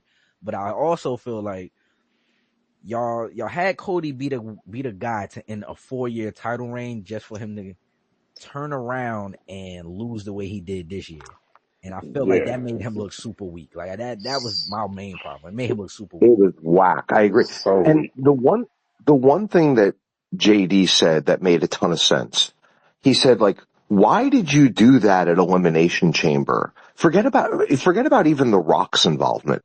But like, why not have it be good Cena versus good Cody? The build would have been exactly the same. I mean, the build really wasn't that great. It was just Cena ranting on the fans and then a few crossroads and whatever, a few double promos. It wasn't anything that crazy. Like you could have had good Cena versus good Cody, and then you could have had mid-match, which would have been unbelievable. You could have had Cena kick him in the balls, and then, could you imagine the crowd reaction on that? And that's where he turns heel in the middle of that match to win it. Hits him with the belt, the ref's down, starts doing all sorts of crazy ass shit to him. I feel like that would have been such a better way for Cena to win it and turn heel during that match. That would have been like Monday morning, you would have been like, wow, what just happened at WrestleMania? Rather than doing it, I didn't even think about that, yo. That's fire. No, because he right, Like, but see that's my problem with Paul Levesque, my boy Scooter Beck, so I gotta call him Paul Levesque. All right, but that was my problem. Like how we just sat here, he booked a better finish to WrestleMania than the guys that worked there did for the last 2 months of the road to WrestleMania, and that's crazy to me. Like you can't sit here and tell again. My major problem with Paul Levesque during this time is you at one time told us to pay attention to every detail possible so that we don't miss nothing.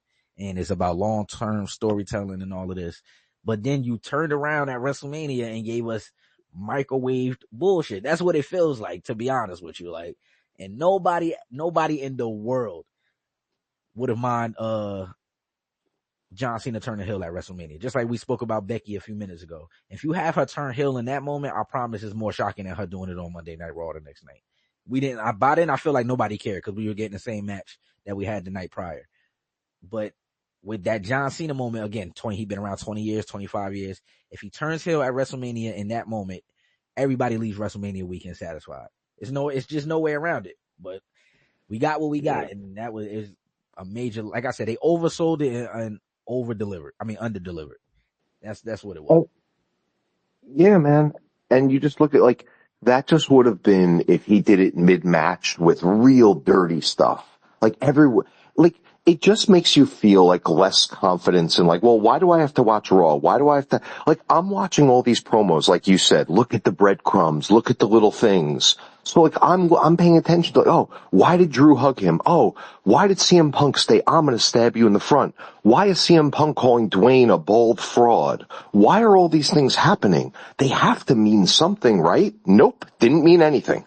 And that's the thing, like, it makes me feel like the weekly television, like, it just isn't important, guys. Like the things you're watching, it's literally content filler time. It's nothing other than that for the most part.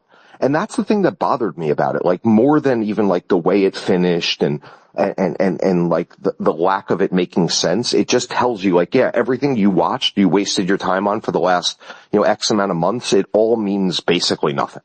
That's the part that really bothered me. Do you know what I'm saying?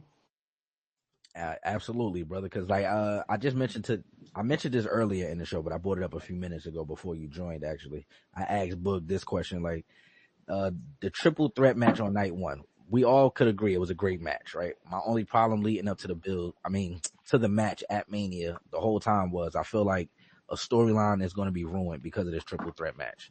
And then we get to the end of Monday Night Raw on Monday, and I feel like that's exactly what happened. Like, we get the new alliance with Seth, Paul Heyman, and Braun Breaker. That's cool. All of that's fine. I'm gonna stick to my guns. I don't understand Seth joining Paul Heyman. Cool. But then you turn around and you make Roman and Punk look weak and make it look like they gotta work together. So what reason as a fan do I now have to want to see these two guys get in the ring together? If it's not for a title, especially. If there's no title on the line, there's no reason for these two to fight. And I feel like they went away from the whole Paul Heyman thing way too fast. Like, by having him turn on both of them at the same time. So I agree with you there. It's like, I'm watching every week for no reason. It's like, what reason do I have to watch Friday Night Smackdown next week or Monday Night Raw, knowing that it's not nothing I'm going to see is going to matter by next week? That's exactly how I feel about it. Yes. And like the other thing that kind of like bothered me about like night one, night two, you end night one with a 65-year-old man hitting them in the balls. Like, they're taking everyone's finisher, Seth stomping them, Punk's giving them GTSs, Roman spearing them, Superman punch. Nothing puts them away. But what does put them away? Paul Heyman with a punch to the balls. It puts away Roman and it puts away Punk, basically. Punk got also chair shotted, but you get my point. Like, night two, Cody gets put away basically by a 145-pound rapper. You know what I mean? So like, I just don't get it. I don't know. Like, to me, like he's taking attitude adjustments off the top rope, no problem, but the rapper hits him and that's it. Like, I don't know. It just felt a little weird, both that part too. Yeah, that's super weird. I definitely agree with that. It's like, come on, Travis Scott is the reason Cody lost. I can't believe, like I said to y'all the other day. So terrible, bro. I just can't believe that's the headline coming out of fucking WrestleMania. Yeah. Like, I agree. John Cena could have did this as a face too, turned at WrestleMania, because then not only is it a shocking moment, it's like, all right, he still won 17 at WrestleMania, so this is also still a big moment.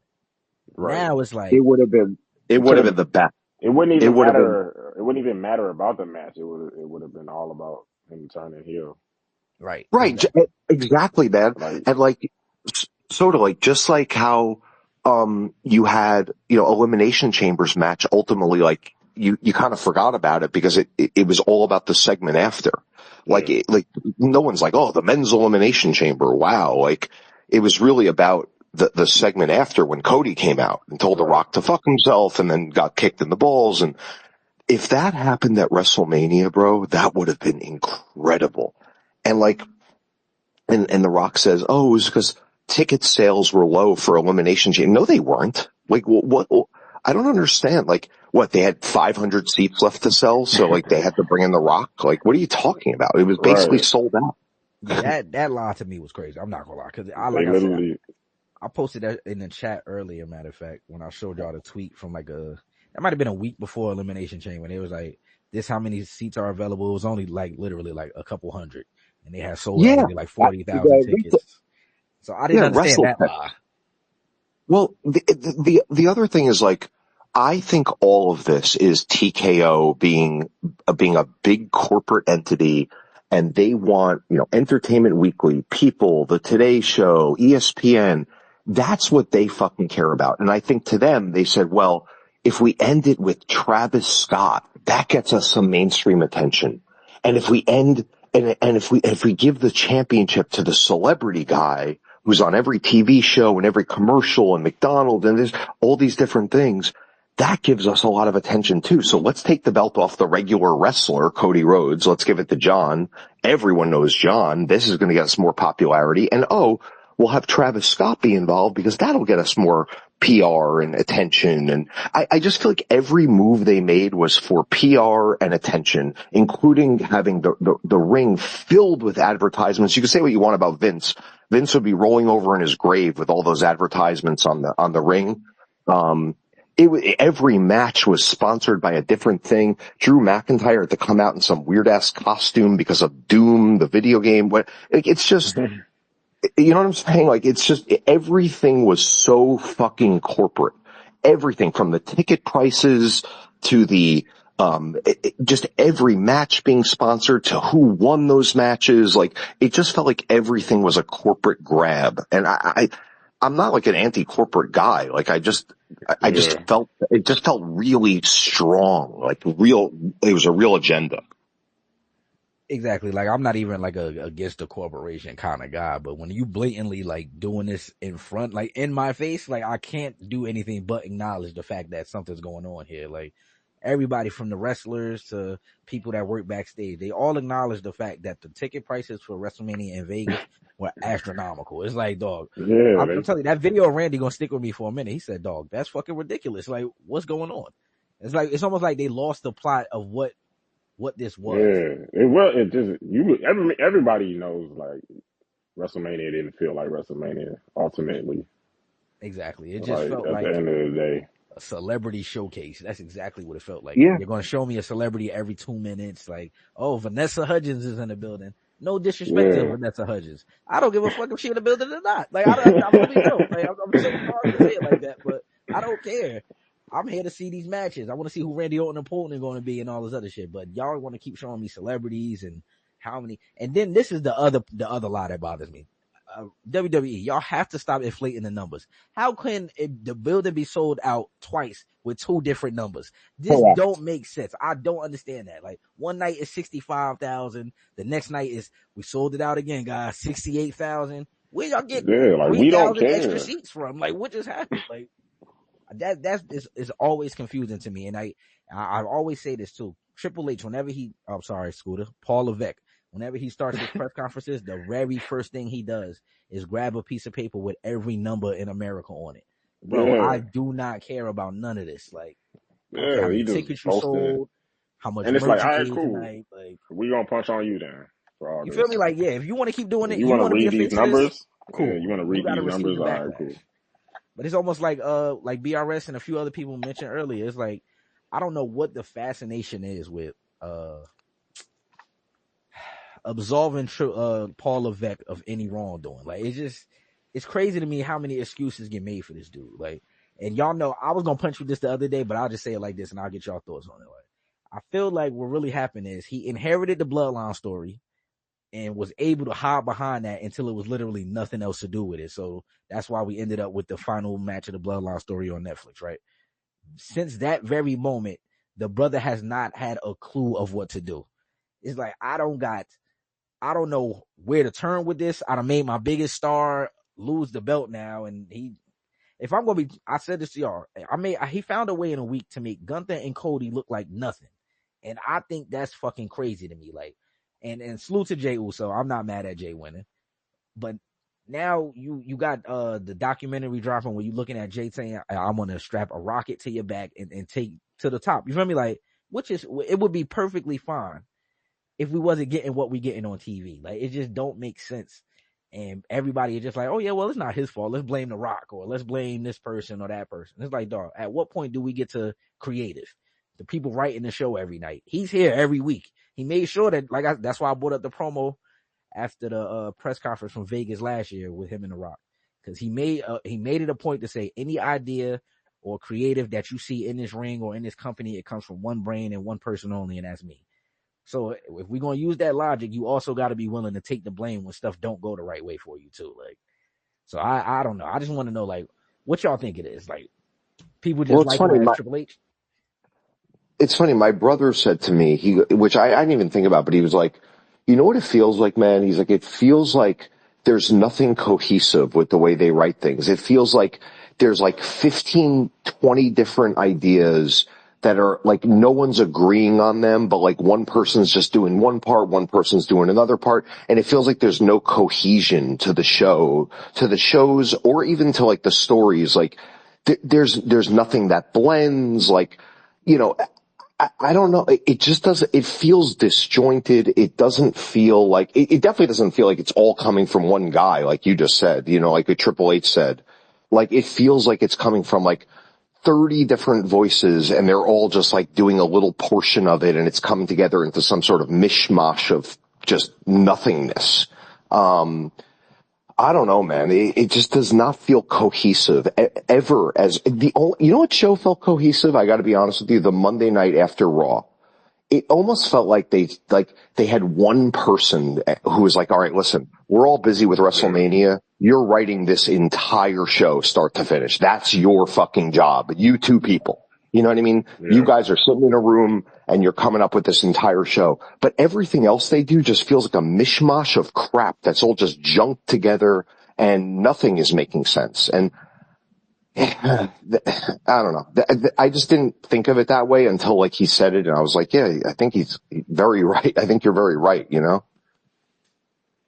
Yeah, I agree. I think we alluded to that earlier too. Like I said, it's just too many people with their hands in a pot in the back. Like it's like, I felt like this action when they announced rehiring a Road Dogg to be a writer. Like I don't know, you feel me? I don't really have a problem with Road Dogg, but it made me think like, okay, how many more writers do you need back there?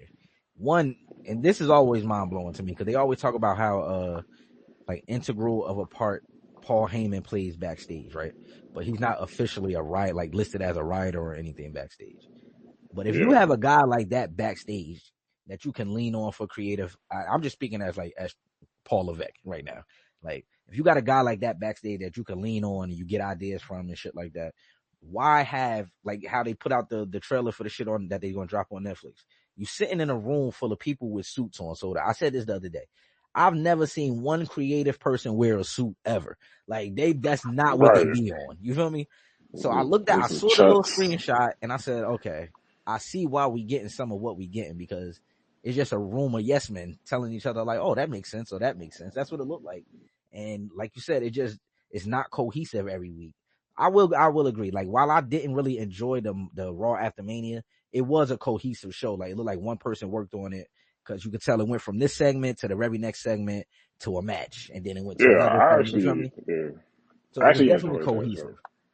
Whereas like a random SmackDown recently, I could just say like we'll go from a match to a random interview that they had off site 2 weeks ago. It's like what is this? Like who decided the spot for this?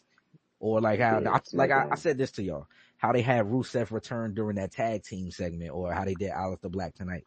Stuff like that don't make sense to me. Like why have these people return in these segments? Like both brothers came out in ring gear. You feel me? Yeah, man. And it was nothing, like they did nothing. So stuff like that always going to be confusing to me, but I agree. Like stuff just don't be cohesive enough. That's one of the things that I liked about Vince. Like, honestly, he could turn anyone into a jobber for one night or for like 1 week or whatever and just be like, you're a jobber tonight. Sorry, Riddle or whatever. Or like, that's what you're doing. You know what I mean? Like, so he's comfortable doing that with Alpha Academy. He's comfortable doing that with Otis. He's comfortable turning Otis into a jobber to get destroyed by Rusev. He's comfortable with turning Tozawa into a jobber. He's comfortable with turning Miz into a jobber because like whatever. He doesn't care about Miz. You know, he's just, you know, Miz is just like kind of hanging on in his opinion. But like any of his, he almost gives like, oh, you've worked too hard to be a jobber. Like, you know, you're not gonna, you know what I mean? Like Brock would come in and destroy someone in 3 seconds. Like when he came into, the Elimination Chamber when he won the championship to set up him and Roman, you know, to set up him and Roman for 38.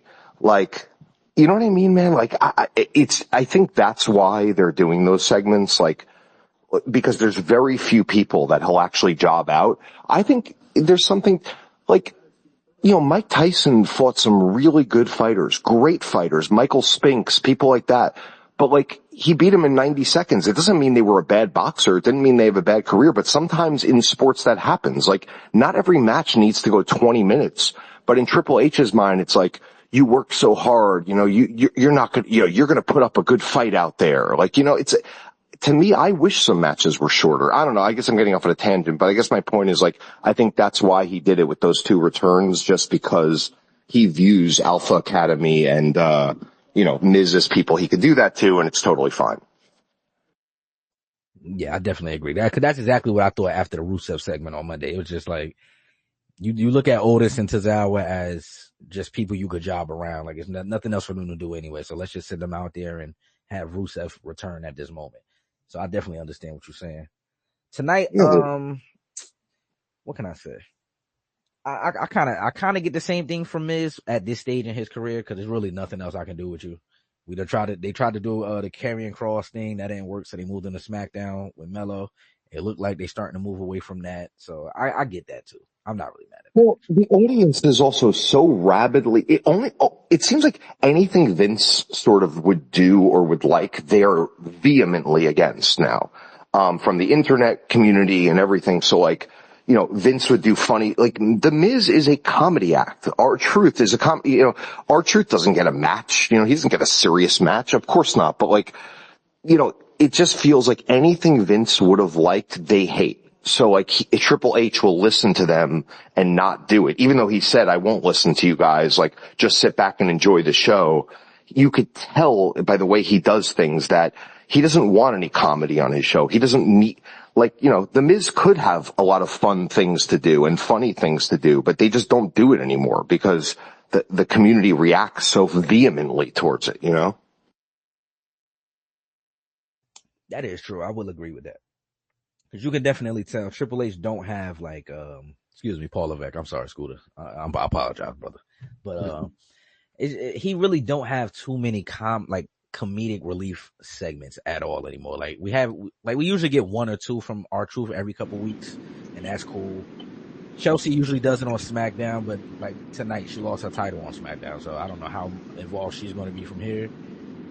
And you would think somebody that was in DX that did comedy in the later stages of their team would be okay with doing comedy on the show. Yeah, that's a very. It just don't make sense. You're right, but I think it's such an anti-Vince attitude that like they just won't do it because they view that as sports entertainment and we're a fighting simulation. You know what I mean? Like I love a little comedy mixed in with the wrestling. Actually, just on a kind of similar note, but like I really want to see, you want to get some heat on Cena? Let's have him beat down R-Truth, I would have loved tonight, honestly, instead of Randy coming out, I would have loved R-Truth's music to hit. Comes out, yo, John, congratulations, whatever. Like, it would have been, and him just beating him down, like, in a really bad way. Like, that even kind of got the Judgment Day over even more. If you remember when, Priest and Rhea and Finn, they were all beating down R-Truth. Everyone was like, oh man, like, really? Like, you know what I mean? Like, I just feel like it would have, like, elevated, like, I'm sure they'll probably, I hope they think to do that. I think that would be a nice little segment to do, but, it just seems like they're just completely anti-fun now. Like it's just everything's like this serious looking for a fight. There's nothing wrong with that, but like I think you could make it 90% of your show, not 100%. Especially when both shows are almost 3 hours long too. It's like you gotta add that aspect in there at some point. Like Yeah, I definitely get what you mean. They always want to do the dumb like talk show shit.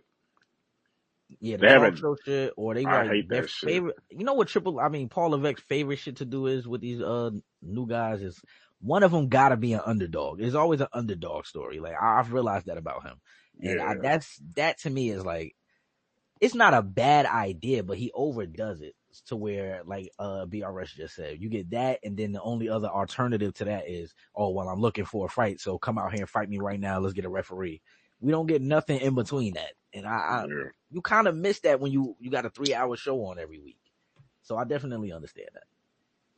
Yeah, like you want to make it like a variety show, like something for everyone type of thing. Like I'll tell you, man, like I have two little kids who really like this shit. They're really starting to like tune it out because it just feels the same. Like everything's the same. This one's a tough guy. That one's a tough girl. This one's a tough girl. This one's looking for a fight. This one wants a match. This one wants a match. Like we get it. You want a match. That's wrestling, of course. But like when Triple H said this is going to be a sports simulation, we're looking to take it closer to UFC than what WWE is. I don't think that's the right way to go. I really don't. I just think it has to have more, like a little bit of sports entertainment. More wrestling is great, but like it still has to incorporate the things that made this business over 40 years. It's like, you're almost like, or 50 years, whatever. I don't know. I just feel like, again, there's just such a push to move away from anything that resembles what Vince McMahon would do. Let's do the opposite. You know what I mean? So I think that's where a lot of this shit comes from. And he's clearly listening to these people on the internet who are just, if there's any clown segment, they were mad about Mello Don't Miz. Like, it was a fun thing, little thing for a couple of weeks. Like, what? It was funny. Finally, I get Off somebody else up him. here that says this, because Nah, I I fuck with like the this. Mellow Don't Miss thing. Like, I don't understand why everybody Fucking gets so upset at hilarious. that. That's funny, but you could tell that's coming from Miz. And Miz is like, listen, man, give me something to do. I got this. Listen, him. Him. How great is that? They're like, fine, do it. Whatever. We got 3 hours till fine, do it. But like, if the Miz wasn't there, it would just be like another like Ciampa segment. Like, oh, Ciampa, I'm looking for a fight. I want to fight someone. Like, all right, great. You want to fight someone. What are you, a fucking maniac? You want to just, and all these pointless fights. I mean, I love when the heel says, no, I don't want to have a match. Like, I love that because, like, yeah, that's what makes sense. Who the fuck wants to get beaten up for no reason? You know what I mean? Like, I don't know. Nah, I agree. Because even when Cena did it tonight, I was like, see, that's what I need from people on TV. Like, actually, I'm not going to fight you tonight. I'll fight you when I feel like it. And actually, I'm going to pull up to your hometown and fight you. That's what's going to make this even better. This ass whooping even better. So I do appreciate that when heels do that. Terrific. But yeah, I agree, man. They got to start adding like more layers to the show because it gets, especially SmackDown. Like, don't get me wrong, Raw got like the perfect runtime for a show, so it don't really be like it don't drag on too long, and you don't really miss much, or you don't get bored fast. But SmackDown, especially, is a 3-hour show, and it's like by the main event, I've seen 4 straight matches that, if I'm just gonna be honest, I don't care about anybody involved in these matches. So now I've watched 4 straight matches of this, and you expect me to be interested by the main event, and I'm not. Like, do you think? Do you know? Do you realize the type of shit they could have been doing with Chelsea Green as they were cooking? They bubbling with the secret harvest, but they could have had her doing State of the Union shit. They could have had so much comedy with her being the U.S. champion, and they wasn't doing shit except having her have matches against Michelle. Yeah. Exactly. I was Shit. just about to say that. She had like 6 Yeah. matches with Lu Chen, man, and then ended her reign tonight. So it's like we did miss out on that. I agree with that. Shit like the Stone Cold beer bath or the Kurt Angle, you know what I mean? All that type of shit. Like we Oh need my more God. of that type of shit. Much more. And I feel like all these wrestlers are coming up just to be wrestlers. Like they're not learning how important it is. Like, yeah, the moves are important, but like the entertaining people is important. And, Scooter's exactly right. Like you could have done so much more. By the way, another piece of non-continuity. Why is Alba Fire their best friend? Why did she show up to, be part of the Secret Service and help Chelsea win that match that one night? I forget what it was. Why did that happen? Is there ever a promo where this girl comes out? You want to try to get her over? Okay, like have her come out and say, here's why I want to be part of this. Cause I freaking love Chelsea Green. I've been watching her. I've been texting her. I've been asking her, can I help you? Blah, blah, blah. And you know what she said? She said no. And then she said no again. And then she said no a third time. And then you know what? I decided to show up. And you know what? She appreciated it because we beat me chin. Ha ha ha. You know what I mean? Like just give me something. Give me a reason to give a shit about the Motor City Machine Guns. I've not heard these guys say a word. Not a word. Give me a fucking reason to care about anyone. That's the thing. It's all about a match and there's no reason to care about anyone. So why am I going to give a shit? I still haven't learned why the New Day did what they did to Big E after that night. I really haven't. I mean, have you guys? I mean, that's what, that match, like, who's invested in that? Who's invested in Viking Raiders versus New Day? Because there's nothing to it.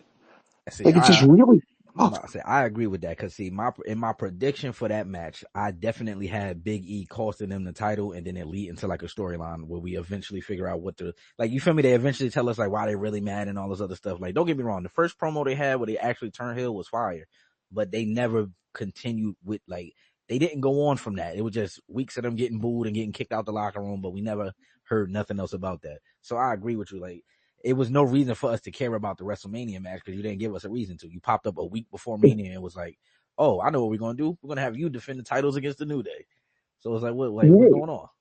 You want to make it fun. Big E's there the whole weekend at a commentary desk. You really can't have him go out ringside during the middle of that match and be like, hey guys, listen, just waving his hands and have Kofi hit him with a kendo stick in the back. And like, you really, like, that would have been too much. You know what I mean? Just like something simple like that. You know what I mean? Like, and then he stumbles, he falls down and he's dead or whatever. It just would have brought some heat. It would have made it more interesting. It just feels like every opportunity is a missed opportunity, including the fucking main event.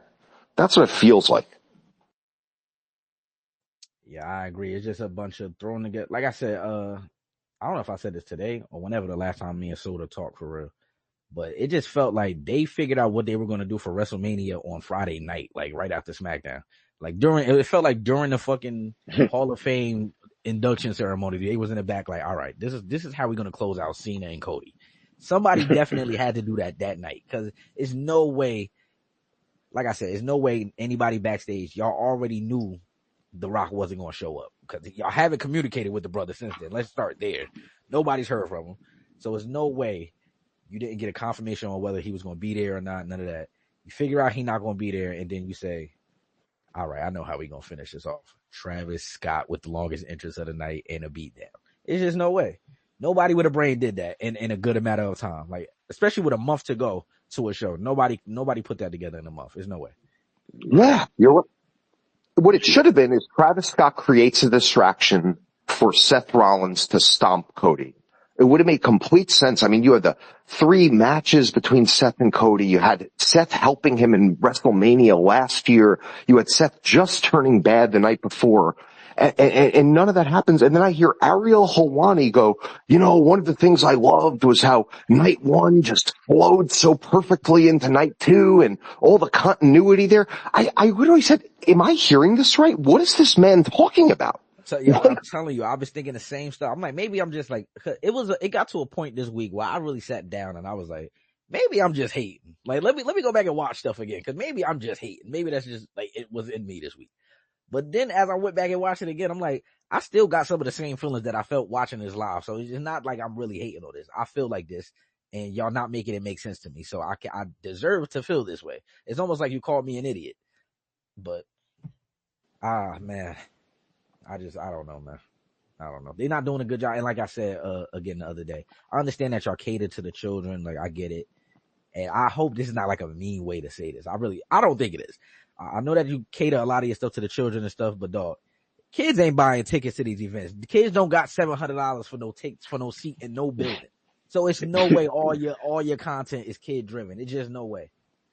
Well, I'm dealing with it now though. Like, there's a Raw near me, not exactly where I am, but like basically like I moved from New York to basically the suburbs of Jacksonville, Florida now. So that's where I am. But weather's amazing. It's great, but like we don't have a lot of events. They're doing a SmackDown in Savannah, Georgia.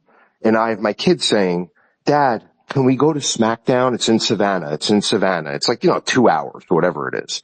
Like, so it does, but bro, I'm telling you, as a father of 2 kids who actually watch this shit and have watched everything, like, I'm telling you, man, like, they're not doing a great job of catering to the kids. They're not. Like, they're really almost cutting the kids out, and they're making it for like these internet anime people and like these like dress up people and like, whatever, to each their own. I'm just saying, but like, it just doesn't feel like it is at all for kids. I don't see anything in the product for kids right now. I don't see anything. I see it for adult babies in a lot of ways, and myself included. I'm not like, I mean, obviously I'm an adult who likes this shit, but like, I'm just saying, like, it doesn't feel like a kid friendly product to me right now.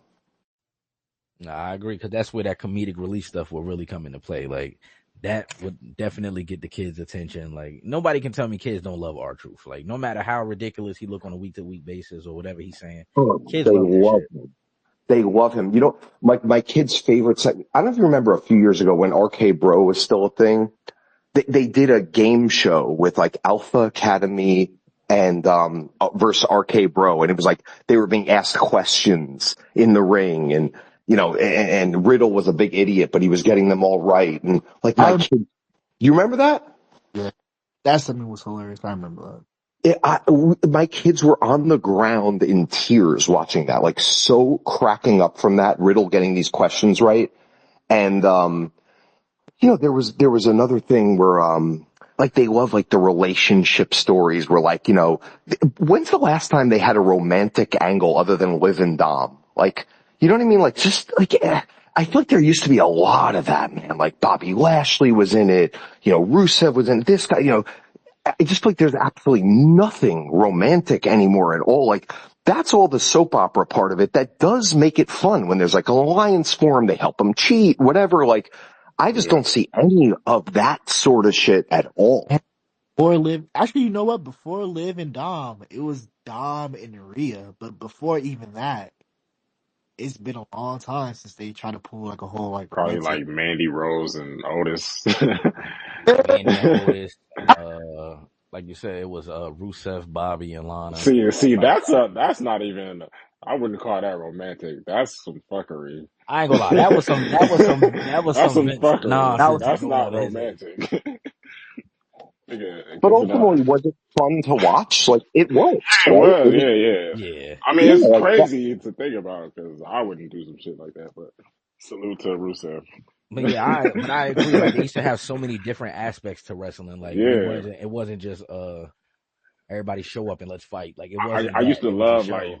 it'd be like go on location to like a hotel or something like some crazy stuff like that. Like that should be fine. Yeah, like think about that. The brawl between Stone Cold and Booker T in a Yeah, the grocery store. supermarket. We don't get stuff like that no more. Like granted, I would assume because people tired of the supermarket getting fucked up, right? But like it's just like today's age, I don't know, we don't get stuff like that. Or Yeah, Rock like throwing a title over the bridge into the water and shit, like they don't do stuff like that no more. So that's facts though. Like there's wrestling. Like there's plenty of wrestling moments, but like just other moments that stand out. Like there's just none of that. It's crazy. Well, there's a reason why like every movie in the theater, right? Like every movie isn't a action movie. Like there's drama movies, there's comedy movies, and there's fun movies, there's sad movies, there's gory movies, there's all sorts of different shit. Like wrestling used to really reflect a lot of that. Like now it seems like it's all the same movie that plays the same genre. It's all, again, looking for a fight. Let's have a match. Let's fight. Let's have a match. And like, for the most part. And, or let's get to a match. Let's figure out how we're going to get to a match. Let's do a promo to get to a match. Like, there has to be it has to be more of a variety show. And I think that's where they're gonna lose people, man. They're gonna lose the kids that become the adults that love this shit. Like they're gonna lose it if they keep going down this road. I think that might be why Rock wants creative control of why he might want his team, that Brian Gerwitz and this one and that one. They might be saying, this is not the shit that we love because all of those guys were involved in that shit. I mean, Rock had a lot of fun, crazy shit that he was doing. It wasn't all, just match after match. I Yeah, think like they understand that. remember when Stone Cold hunted down DX? Like shit So like that. fucking, I've seen that. Yeah, I saw that. Like amazing stuff. Like, where Like is he that? he just he just hunted down DX the whole show, like from the start to the finish. And Road Dogg got hit with the bear trap. Yeah, the bear trap, like the ceiling fell Yeah. on X Pac. And guys, You know, Like and it shit was, like that actually keeps you entertained as a viewer from the yeah, beginning of the show to the end. Like, yeah, I can't turn this off because I got to see what happens. right. Does Stone Cold catch him? Does he get him? Like Vince Russo, he said, on his thing after WrestleMania, he said, oh, I'm sorry. He said, on his Raw after WrestleMania, he said, why are you not having John Cena come out there? And instead of just getting RKO'd and then you're not seeing Cena the rest of the show, have him come out to open the show and have him come out there and say, listen, I hear there's a lot of chatter in the back, blah, blah, blah, whatever. Anyone's got a problem with me. I'm going to be in the ring at the end of this show. You got a problem with me? Come see me then. Whatever. He could say a little bit more than that. Then at the end of the show, you have Randy come out, and it leaves you with a cliffhanger of like, guys, like, I gotta keep watching this because I gotta see when Cena comes back out. Who's got the problem with him? Who in the back is gonna come out? What is it? Rather than like, you see Cena, you know you're not seeing him the rest of the night. That used to not be the way it is. Like you just said, Stone Cold was chasing this guy around for 2.5 hours. You know what I mean? Like, like you want, like, to keep the viewer around. And like, once you see Cena, you know he's gone. That's it. Like once you see Randy, you know it. That's it. What, you know, that's the way they write these shows. No way to hook you. It's like, and it's 3 hours. So who wants to stick around for that long? Not knowing what's about to happen. Yeah, I'm just now seeing the segment with Cena and R-Truth too. I actually didn't know they had an interaction tonight, but that's all BRS was saying, like stuff like that. It was a quick little interaction, really. It was R-Truth trying to get Cena's attention. He looked at him and just walked past him like on some I'm ignoring this guy type of shit, like. And Jimmy walked up like, damn, man, why he do you like that? Like, he's an asshole type of shit. And R-Truth, of course, being R-Truth, he said, no, man, there's two sides to every story. You gotta hear him out. Type of shit. You feel like shit like that is needed every week. Like, yeah. Oh, there actually was one funny line in there where Jimmy comes up and says, Truth goes, you know, when I grow up, I want to be just like him. And Jimmy goes, yo, you are grown up, man. So I'm saying, like, yeah, stuff like that. We need that every week. Like, even because more of that. Like, Jimmy is clearly in street clothes. He had nothing planned for tonight, but I can get on screen and do something funny real quick. Like, everybody should, especially for, like I keep saying, a 3-hour show, stuff like that is needed. So, like you say, for them to be so against, like, stuff that Vince was doing, I get it. You want to move away from that era. You're trying to, we could just call it what it is. You're trying to erase everything he done in this company or whatever because of what he got going on. But, dog, some stuff shouldn't change. And being that, I'm gonna call him Triple H for this, because being that Triple H was a part of that back then, and you, like you said, he was a DX member, and that's what y'all did. You should, of all people, should understand this, and you should utilize the people you have on your roster for this. So I just don't get it. Matter of fact, perfect example, and I'll end the show like shortly after this, but perfect example. They had the Wyatt Six move to SmackDown, right? Granted, Uncle Howdy got hurt, cool, but it's 5 other members in this group. You understand? It was nothing for anybody to do from the group without Uncle Howdy. They didn't even have, like, they brought back Alexa Bliss. So while Alexa Bliss, you feel me? Uncle Howdy got the biggest reaction at Royal Rumble. She just on Royal ice. Rumble. Nothing. She just on ice. Nothing. You telling me that was the plan? Like, we gonna bring her back for the Royal Rumble. She gonna lose in another match to Liv Morgan, and then we'll see her in September. Nothing. You can't. Like, there's no way you can tell me there's that. no creative. Like, I don't know who these creative. How much creative motherfuckers is on the team? Like, what does it consist of? Like, is it 10 people? Is it too many people? Like, I don't know. It's really terrible though. So much talent. Have Alexa Bliss come out and say, Howdy's gone for a little bit, but while he's gone, I'm the glue that's holding this thing together. And have, you know what I'm saying? Like, something like that. Like, Literally. Like, I don't even, they're not even trying, it seems like. That's basically what it seems like. They're not even trying. Like, I want to feel sorry for him sometimes. Like, oh, it's SmackDown there, but it's a lot of talent on SmackDown. Like, you're not using it though. Like, I'm telling you, Andrade and Melo had a 7-game series that was fire, and I don't think Andrade has touched TV since. That's nasty, bro. Like, that's you nasty. barely even know what he's done lately. Like, he was in the Andre the Giant Battle Royal and he got second to Melo. Yeah, that was the last good thing. Like, him and Melo running it back in the Andre the Giant shit. And Melo is one of the most charismatic, interesting, incredible guys that they have on that roster. I really mean that. I think Melo might have the highest ceiling of almost anyone in the younger kind of crowd that they have. I think he's far more interesting than Braun Breaker personally. I understand Braun Breaker got the look.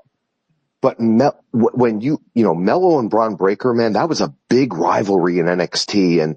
And it was, I mean, Melo, you never looked at it and said, wow, like, this guy Braun Breaker's just going to snap him in half. No, I was like, nah, Melo can beat this motherfucker. You know what I mean?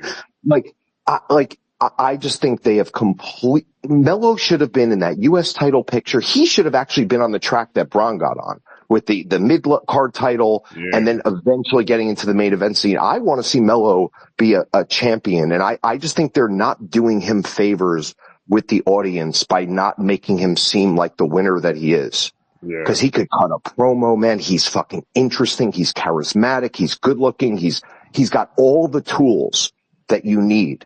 And they just don't use him. It's really weird. Yeah, for sure.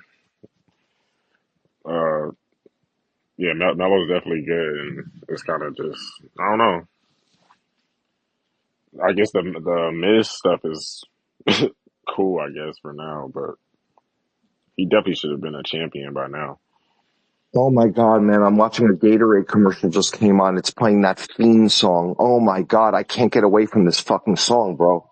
Yeah, I hate that song, man. Oh my After God. this weekend, man, I never want to hear that song again, man. I'm good. For real. I used to like that song, too. Logan Paul said, if I hear that song one more time, I'm going to punch Travis Scott in his face. He said that. Yeah, but I see that. That was hilarious. Logan Paul is funny. Matter of fact, that's how I'm going to end the show, matter of fact, next year. Next year at WrestleMania, let's have more than 2 official songs. Because hearing Fiend all night was ridiculous. And I actually liked the song before WrestleMania weekend. Right. And by the end of WrestleMania weekend, I'm over it. I never want to hear it again. So next year, let's try to find 5 more songs we can play in between matches or something. Because it was enough. They even played it as his intro song. Oh, my God. Oh, my God. Ooh. Fiend finished playing, and then Travis Scott came out to Fiend. Got it. I get it. But let's see. I think that's all I had though for tonight, man. Anybody else got something they need to get off their heart? I think that's it. I gotta rewatch SmackDown. I didn't really watch it. Yeah, all I gotta say go ahead, Scooter. is Paul, do better. That's all we asking, man. That's all we asking. I'm not even gonna put the whole full blame on you, but you the captain of the ship, so it's gonna go on you no matter what it is. Do better. Yep. It's a fact, man. Paul, do better. Everybody that's here in attendance, man. To the viewers listening, thank y'all for keeping in touch with us. We came with y'all with the predictions. We was here for the recap, man. Thank y'all. We gonna be here for the next episode, man. Y'all leave a like, comment. We read them comments. Hit that subscribe button, and yeah, KayFabe. For sure, man. BRS, I appreciate you pulling up again. We will be on next Wednesday for sure. Like this week was just hectic, but we are back next Wednesday for sure. I don't think nothing going on this weekend in wrestling. I hope not, because I'm kind of wrestled out. I'm not even gonna hold y'all. Nah, seriously. Cool. But yeah, we'll be back next week, man. Good episode here. I appreciate our brothers for pulling up. Random Friday night. But yeah, man, like Scooter said, man, Paul, just do better. That's all we asking. We didn't even. It's really not too much, man. We just like cohesive shows and stuff that makes sense. I'm not gonna lie. That's really it. Yes, sir. But Soda, man. I don't know who this other Tommy brother is. Yeah. That's nobody gonna tell me that's not Fury. I think that's Fury. He be trying to sneak in here, but I see. It gotta be Fury, bro. Like, cause my dude dedicated, cause I see him a lot of times. Like, nah, for real. Salute to Tommy on stage, man. Not Triple T Tommy, man. But the other Tommy, man. Well, we ain't never been up here to speak, but we fuck with you. You pop in it each and every week, man. Yeah, so man. we fuck with you, man. Fury, we gonna get to the Soda, man. He stole your name, Tommy. That's crazy. I ain't gonna lie. Right, Fury, smart. The Tommy. Like we do every episode, man. MJF, take us out of here, brother. You fucking mark!